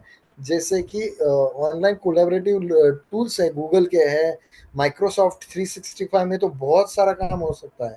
दूसरी बात जैमबोर्ड है, पैडलेट है, ऐसे कई सारे टूल्स है जो आपको ऑनलाइन कोलैबोरेटिव लर्निंग की अपॉर्चुनिटी प्रोवाइड करते हैं। ब्लॉकचेन टेक्नोलॉजी ये एआई का ही एक अंग है, जिसका भी शिक्षा में उपयोग हो सकता है। इंटरनेट ऑफ थिंग्स का भी हो सकता है, आईओटी का, ये भी आपको थोड़ा सा देखना पड़ेगा। ये देखिए करने को तो इतना सारा है ना, एक आदमी क्या क्या करे, बट देन ऑल्सो हमारे सामने जो कुछ भी आता है उसमें हम थोड़ा बहुत तो सीखे, ताकि हम अपने तरीके से कुछ आगे इनोवेशन कर सके। थोड़ी बहुत तो जानकारी हर चीज़ की होनी चाहिए आज की तारीख में, ऐसा मैं मानता हूँ। तो अभी इसका टीचर एजुकेशन में क्या क्या स्कोप है आपको जेने में, जैसे मैंने अभी तक बताया, ब्लेंडेड लर्निंग की बात की, फ्लिप क्लासरूम की बात की, गेमिफिकेशन की बात की, एआई इन एजुकेशन की बात की, उसके अंदर बहुत सारी चीज़ें आती हैं। इंटरनेट ऑफ थिंग्स आता है, ऑगमेंटेड वर्चुअल रियलिटी आता है, एक्सटेंडेड रियलिटी जिसे कहते हैं। उसके बाद फिर आपके कई सारे प्लेटफॉर्म्स, टूल्स, ब्ला ब्ला ब्ला, ये सब आते हैं। तो ये सब एजुकेशन में कहाँ बैठते हैं, टीचर एजुकेशन में कहाँ बैठते हैं? तो टीचर एजुकेशन के हर एक अंग में इनका उपयोग हो सकता है। माइक्रो टीचिंग से शुरुआत कीजिए, टीचिंग प्रैक्टिसेस की बात कीजिए, इंटर्नशिप की बात कीजिए, चाहे थ्योरी क्लासेस हो, प्रोजेक्ट्स हो, रिसर्च वर्क हो, क्लासरूम की इंटरेक्शंस हो, या आउट ऑफ क्लास एक्टिविटीज़ हो, हर चीज़ में टेक्नो पेडागोजी का उपयोग हो सकता है। यानी using integrating technology in each and every aspect of teacher education. ये कैसे होगा, ये आपको खुद को तय करना है। मैं मेरे माइक्रो टीचिंग के विद्यार्थियों के लिए एआई जनरेटेड वीडियोस दूंगा। मैं मेरी क्लास में क्लास होने के इमीडिएटली पहले कोई टेस्ट दे के जाऊंगा, या मैं मेरा टॉपिक जो है वो फ्लिप क्लासरूम मॉडल से करूंगा। मैं बीच बीच में कुछ ऑनलाइन क्विजेस, गेमिफाइड क्विजेस रखूंगा जिससे विद्यार्थियों को कुछ आनंद प्राप्त हो। मैं मेरी विद्यार्थियों के लिए कुछ एआई जनरेटेड वीडियोस या कंटेंट क्रिएट करके दूंगा जिससे उनको आगे जाके काम में सहायता हो। क्या ये इसके लिए कोई बुक चाहिए, इसके लिए कोई गवर्नमेंट का इंस्ट्रक्शन चाहिए क्या? वो टीचर के खुद के मोटिवेशन पे डिपेंड करता है। और कोई भी टेक्नोलॉजी, कोई भी सिस्टम, कोई भी एआई टीचर से बेहतर तो हो नहीं सकता है। उसका उपयोग खुद टीचर को ही करना है। So all these things can be inculcated, can be integrated in education. और इसका परिणाम जो है, इसका प्रभावशीलता जो है वो टीचर के ऊपर डिपेंड करेगा। सो मेरा सीधा कहना है कि टीचर एजुकेशन के हर एक पहलू में आप you can integrate the technology provided you are eager to do it। आप में वो जिल है, वो जज्बा है कुछ करने का, वो एक्सपेरिमेंटेशन है, वो लगन है, तो आप जरूर कर पाओगे। How to integrate techno pedagogy in teacher education, ये करने के कुछ मॉडल्स है, कुछ फ्रेमवर्क्स है जिनमें से कुछ पे मैं अभी बात करूंगा। वैसे तो बहुत सारे हैं, बट इन ब्रीफ में कुछ पे बात करना चाहूंगा। देखिए, एक बहुत अच्छा कहा है यूकी टेरेदा ने, good technology integration isn't about fanciest tool, it's about aware of the range of options and picking up the right strategy or strategies for the lesson at hand। तो ये जरूरी नहीं कि आपके पास सबसे बेहतर टूल हो, सबसे खास हो, सबसे प्रभावी हो। ये वो जरूरी नहीं, बल्कि ये जरूरी है कि आप विभिन्न विकल्पों को जाने और उसमें से आपके कंटेंट के अनुरूप कौन सा टूल, कौन सी स्ट्रेटेजी, कौन सी टेक्नोलॉजी आप यूज करें, ये ज्यादा जरूरी है। बहुत $1,000,000 ये स्टेटमेंट है कि आपके पास बहुत सारे टूल, मेरे पास तो 50 टूल के नाम, 50 वीडियोस सेव करके रखे मैंने यूट्यूब पे सीखने वाले। ये इंपॉर्टेंट नहीं है, मैं अपने टॉपिक के लिए कौन सा टूल, कौन सी टेक्नोलॉजी, कौन सा एआई का फॉर्म या कौन सा ब्लेंडेड लर्निंग का अप्रोच यूज करता हूँ, दैट इज मोर इम्पोर्टेंट। इसमें पहला है टीपैक मॉडल। वैसे तो बहुत पुराना है, 2005 का है, लेकिन वेरी इफिशिएंट। ये किसी भी टेक्नो पेडागोजी को 3 अंगों से देखता है: कंटेंट नॉलेज, पेडागोजिकल नॉलेज और technological knowledge. As a teacher मेरे पास उस टॉपिक का कंटेंट नॉलेज जरूरी है, पेडागोजिकल नॉलेज यानी पेडागोजी का, teaching learning process, strategies, methods, student interactions, इसका नॉलेज जरूरी है, और टेक्नोलॉजी के टूल्स का, एप्लीकेशंस का, सॉफ्टवेयर का, डिवाइसेस का नॉलेज जरूरी है। तो ये सब मिलके एक प्रभावी टीपैक बनता है, यानी आपके टॉपिक के अनुरूप आप कौन सा कंटेंट नॉलेज देते हो, चुनते हो, कौन सा पेडागोजी यूज करते हो और कौन सा टेक्नोलॉजी यूज करते हो। ये जो बीच वाला पोर्शन है ना, दैट इज टीपैक। तो वो नॉलेज जो आपके कंटेंट के अनुरूप उचित पेडागोजी और उचित टेक्नोलॉजी के आधार पर चले, that is technological pedagogical content knowledge, that is TPACK. इसको आप बारीकी से बाद में जरूर देखिएगा, जरूर पढ़िएगा। TPACK model, community of inquiry, COI। तो यहाँ पर 3, किसी भी टेक्नोलॉजी इंटीग्रेशन में 3 चीजों पे महत्व दिया गया है: social presence, cognitive presence and teaching presence. Social presence क्या होता है? Engagement with participants, risk free expression and encouraging collaboration. तो ये आपके इंटरेक्शंस पे होता है, टीचर स्टूडेंट इंटरेक्शंस पे होता है। दूसरा है cognitive presence, exchanging information, applying ideas and connecting ideas.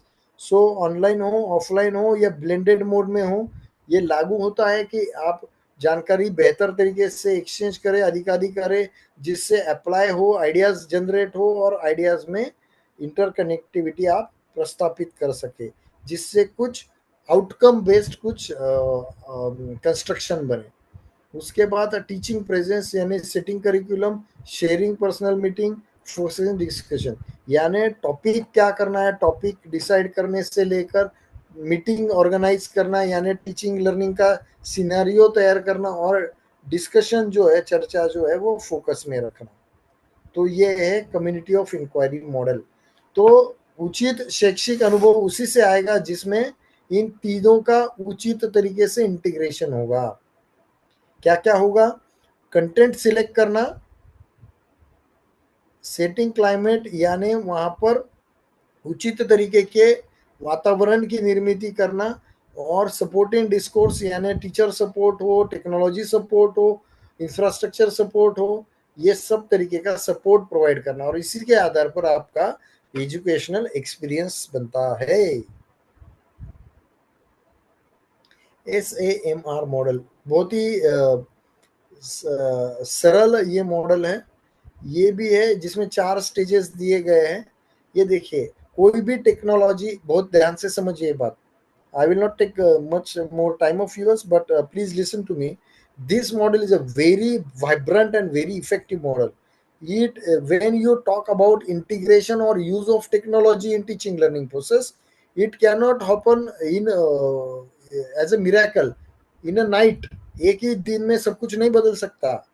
पहले तो आप क्या करोगे, एक स्टेज करोगे सब्स्टिट्यूशन, यानी फर्स्ट स्टेज में आप कुछ आपके पढ़ाई लिखाई का, टीचिंग लर्निंग प्रोसेस का किसी एलिमेंट में इसको ऐड करोगे, किसी एक एलिमेंट के जगह पे। जैसे मैं टेस्ट लेता हूं तो मैं एक ऑनलाइन टेस्ट लूंगा। दूसरा हो गया augmentation, technology acts as a direct substitute for functioning improvement. जैसे कि हम आमने सामने की प्रत्यक्ष प्रक्रिया में पढ़ाई लिखाई करते हैं, तो हम उसमें सीधे सीधे ऑनलाइन में चले जाएंगे, ऑनलाइन क्लासेस। ठीक है। दूसरा है मॉडिफिकेशन, यानी आप कंप्लीट आपकी प्रक्रिया में मॉडिफिकेशन लाओगे ऑनलाइन एलिमेंट के आधार पर। और आखिरी है रीडिफिनेशन, यानी entirely transforming your educational process. तो देखिए, पहले 2 स्तरों में क्या क्या है। पहले तो आप कोई एक ऑनलाइन एलिमेंट इसमें डालोगे आपके टीचिंग लर्निंग प्रोसेस में। बाद में देखिए कि डायरेक्ट सब्स्टिट्यूट करना है, यानी इसको और बढ़ाओगे। ये हो गया एंगेजमेंट लेवल पर। और आपके पूरी प्रक्रिया टीचिंग लर्निंग प्रोसेस में अगर पूरी तरीके से परिवर्तन है तो मॉडिफिकेशन है redefinition. I'm going very fast, sorry for it, but then also you should look at this SAMR model. Then ये सब ठीक है, इसके अलावा भी बहुत सारे मॉडल्स हैं और कई सारे एडवांस्ड मॉडल्स भी है, लेकिन मैं इनमें जाने के लिए समय भी नहीं है और मैं जानना भी नहीं चाहता हूँ। अभी हम एज ए टीचर, हमें कौन सी क्षमताएं होनी चाहिए एक बेटर टेक्नोपेडागॉग होने के लिए? अपने टीचिंग लर्निंग प्रक्रिया में टेक्नोलॉजी का बेहतर एकीकरण करने के लिए हमें कौन सी क्षमताएं होनी चाहिए? तो देखिए, ये कुछ क्षमताओं के बारे में मैंने कहा है। डिजिटल लिटरेसी लेकर, लिटरेसी कंटेंट क्रिएशन से लेकर, टेक्नोलॉजी का बेहतर ज्ञान होने से, डेटा सिक्योरिटी से लेकर, ये सभी चीज़ें आपके लिए ये क्षमताओं को अपने आप में विकसित करना बहुत ही इम्पोर्टेंट है। प्लीज़ इसको बारीकी से पढ़िए।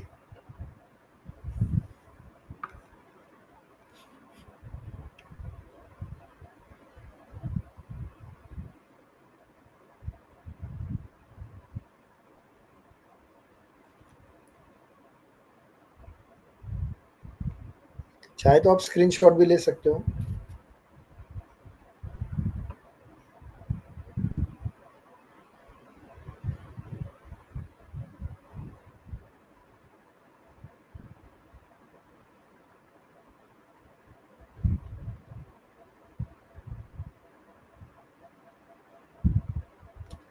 ठीक है। तो इन क्षमताओं का विकास एक रात में नहीं होगा। कोई एक ऑनलाइन कोर्स कर लिया इससे तो नहीं होगा, हमें अविरत ये काम करने होंगे। ये देखिए, ये ऐसे ही होता है। हर किसी में कुछ ना कुछ कमियां हैं, हर किसी को कुछ ना कुछ आता भी तो है। तो हम जो आता है उसको और बेहतर बनाएं, और जो नहीं आता वो सीखने का प्रयास करें। इसी का नाम तो विकास होता है, इसी का नाम तो जिंदगी है। तो देखिए, एआई के बारे में इतना ही कहूँगा कि एआई को आप टाल नहीं सकते हो। आप चैट जीपीटी पे बैन लगा दोगे, लेकिन कल दूसरा कोई टूल आ जाएगा, दूसरा कोई टेक्नोलॉजी आ जाएगा, किसको ये करोगे? बेहतर होगा कि आप उसको पॉजिटिवली ले और एक अच्छे नैतिकता के साथ उसको स्वीकारें. Let us accept technology AI particularly as the future with positivity and discretion. तो इसमें 4 चीजें इंपॉर्टेंट मैं मानता हूँ. प्राइवेसी, फेयरनेस यानी एथिकल यूज हो, दूसरी होगी ट्रांसपेरेंसी यानी जो कर रहे हैं वो पारदर्शिता हो, उसमें कोई भी छेड़छाड़, कोई भी माल प्रैक्टिस ना हो, और ऑटोनॉमी यानी विद्यार्थी को स्वायत्तता, स्वतंत्रता देने पर जोर दिया जाए. यही एआई के बारे में अगर हम फॉलो करेंगे तो I don't think there is an issue regarding use of AI in education. मैं खुद यूज करता हूँ एआई. मैंने कई चीजों के लिए एआई का उपयोग किया है और पॉजिटिवली किया है. फिर भी आप ये नहीं कह सकते हो कि मैंने कोई कॉपी पेस्ट वाला मामला किया है. Any questions? चलिए, कोई प्रश्न होगा तो पूछिए प्लीज.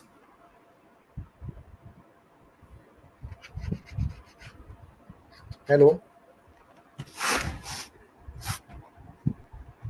अंजलि मैम, एक पार्टिसिपेंट ने क्वेश्चन किया है चैट बॉक्स में, आप एक बार उसको बताओ.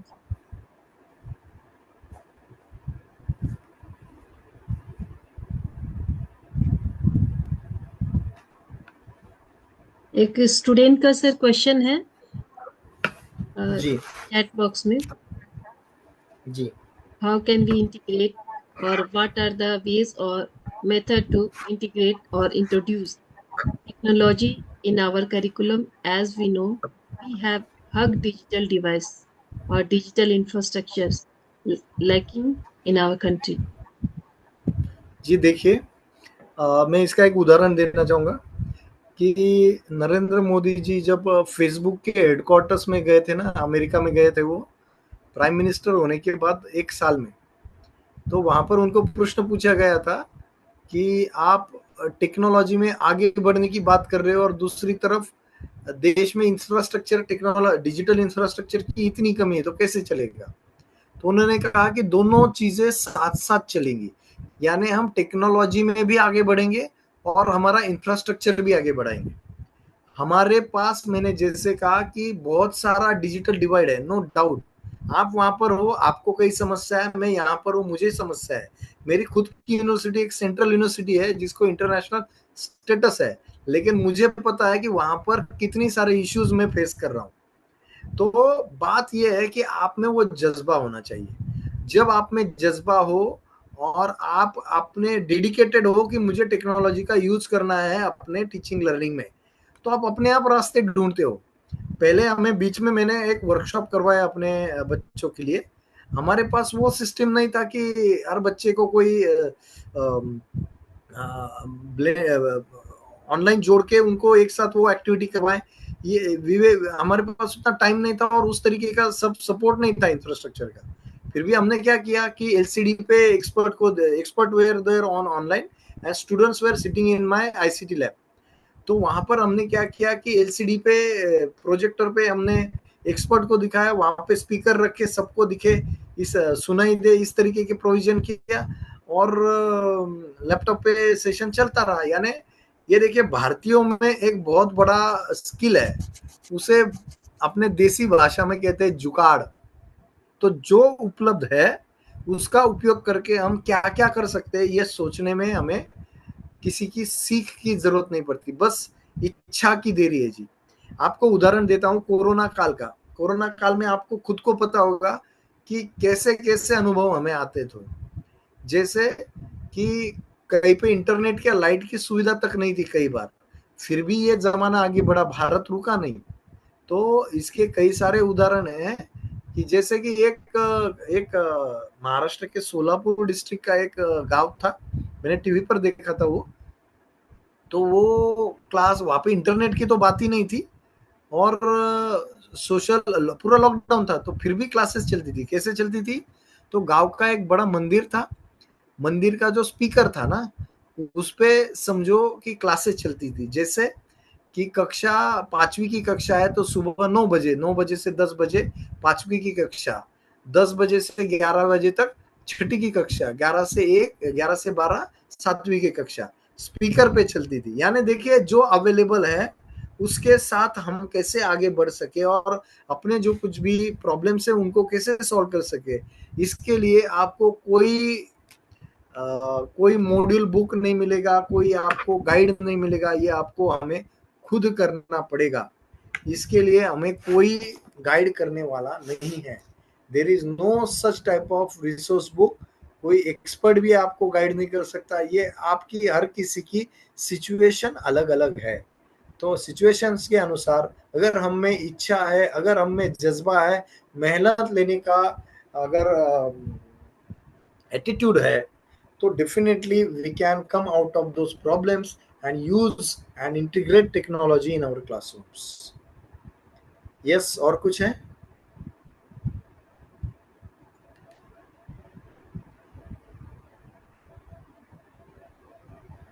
Any question?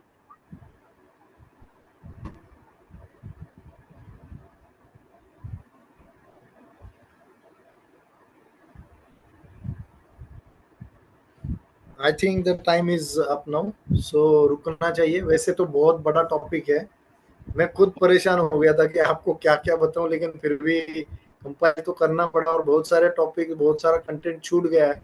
Sorry for it, but 2 घंटे में कोई ऐसा टॉपिक तो कवर नहीं हो सकता है। इतना बड़ा, इतना वास्ट टॉपिक, अकेले ब्लेंडेड लर्निंग पे 2 घंटे का लेक्चर हो सकता था मेरा। बट देन आल्सो समय की कमी के रहते, मैं आशा करता हूँ कि मैंने जितना भी कुछ आपको बताया, सबसे पहले टेक्नोपेडागोजी की कंसेप्ट आपको समझाई, उसके बाद राष्ट्रीय शिक्षा नीति में टेक्नोपेडागोजी का क्या स्थान है, इस पर मैंने कुछ टिप्पणियां की। उसके बाद फिर एडवांस्ड टेक्नोपेडागोजी कौन कौन सी है, जो नवीनतम आधुनिक कौन कौन सी है, उसमें मैंने ब्लेंडेड लर्निंग की बात की। उसके बाद मैंने फ्लिप्ड क्लासरूम की बात की। उसके बाद गेमिफिकेशन ऑफ लर्निंग की बात की। उसके बाद एआई एनेबल्ड पेडागोजी की बात की। कुछ अन्य चीज़ें थी जो बतानी चाहिए थी, छूट गई। उसके बाद फिर हम इसको टीचर एजुकेशन में किन किन पहलुओं में ला सकते थे, मेरा कहना था कि हर एक पहलू में ला सकते हैं, इसकी बात की। उसके बाद फिर हमने कुछ मॉडल्स पे कुछ फ्रेमवर्क्स पे काम किया जो टेक्नोलॉजी के इंटीग्रेशन में, शिक्षा में टेक्नोलॉजी के इंटीग्रेशन पर हमें राह दिखाते हैं, उन पर बात की। और आखिर में last but not the least, मैंने उन कुछ क्षमताओं की बात की जो हम में होनी चाहिए टेक्नोलॉजी का इंटीग्रेशन प्रभावी ढंग से करने के लिए, उस पर यानी कुछ टेक्नो पेडागोजिकल कॉम्पिटेंसीज की बात की मैंने आपके सामने। तो that's all from my side. Sorry for extending the session. आशा करता हूँ आगे जब हम मिलेंगे तो इससे बेहतर इंटरेक्शन होगा। समय की कमी के चलते मेरी जो कमियां होंगी वो मुझे स्वीकार है। धन्यवाद। Thank you, sir. Now I would like to request any candidate who is online and hearing this session to propose vote of thanks to Sandeep, sir. Dear participants, I would like to inform you to propose vote of thanks to Sandeep, sir.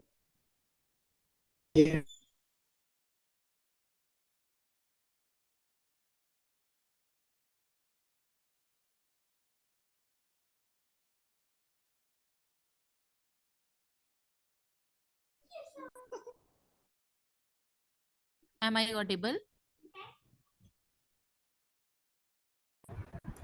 Yes ma'am, conclude कीजिए आप।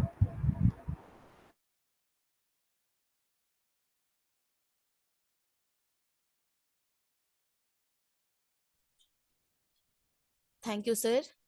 Our today's session is very informative and it creates the enthusiastic curiosity in us to how to use the AI in our day-to-day teaching and learning strategy.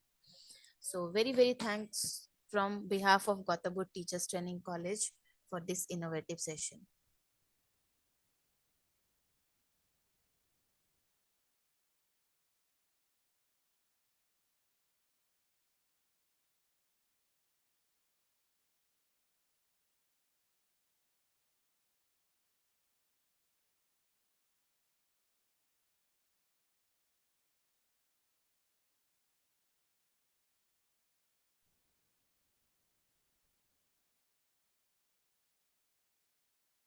Thank you so much, Thank you sir. so much. Thank you so much.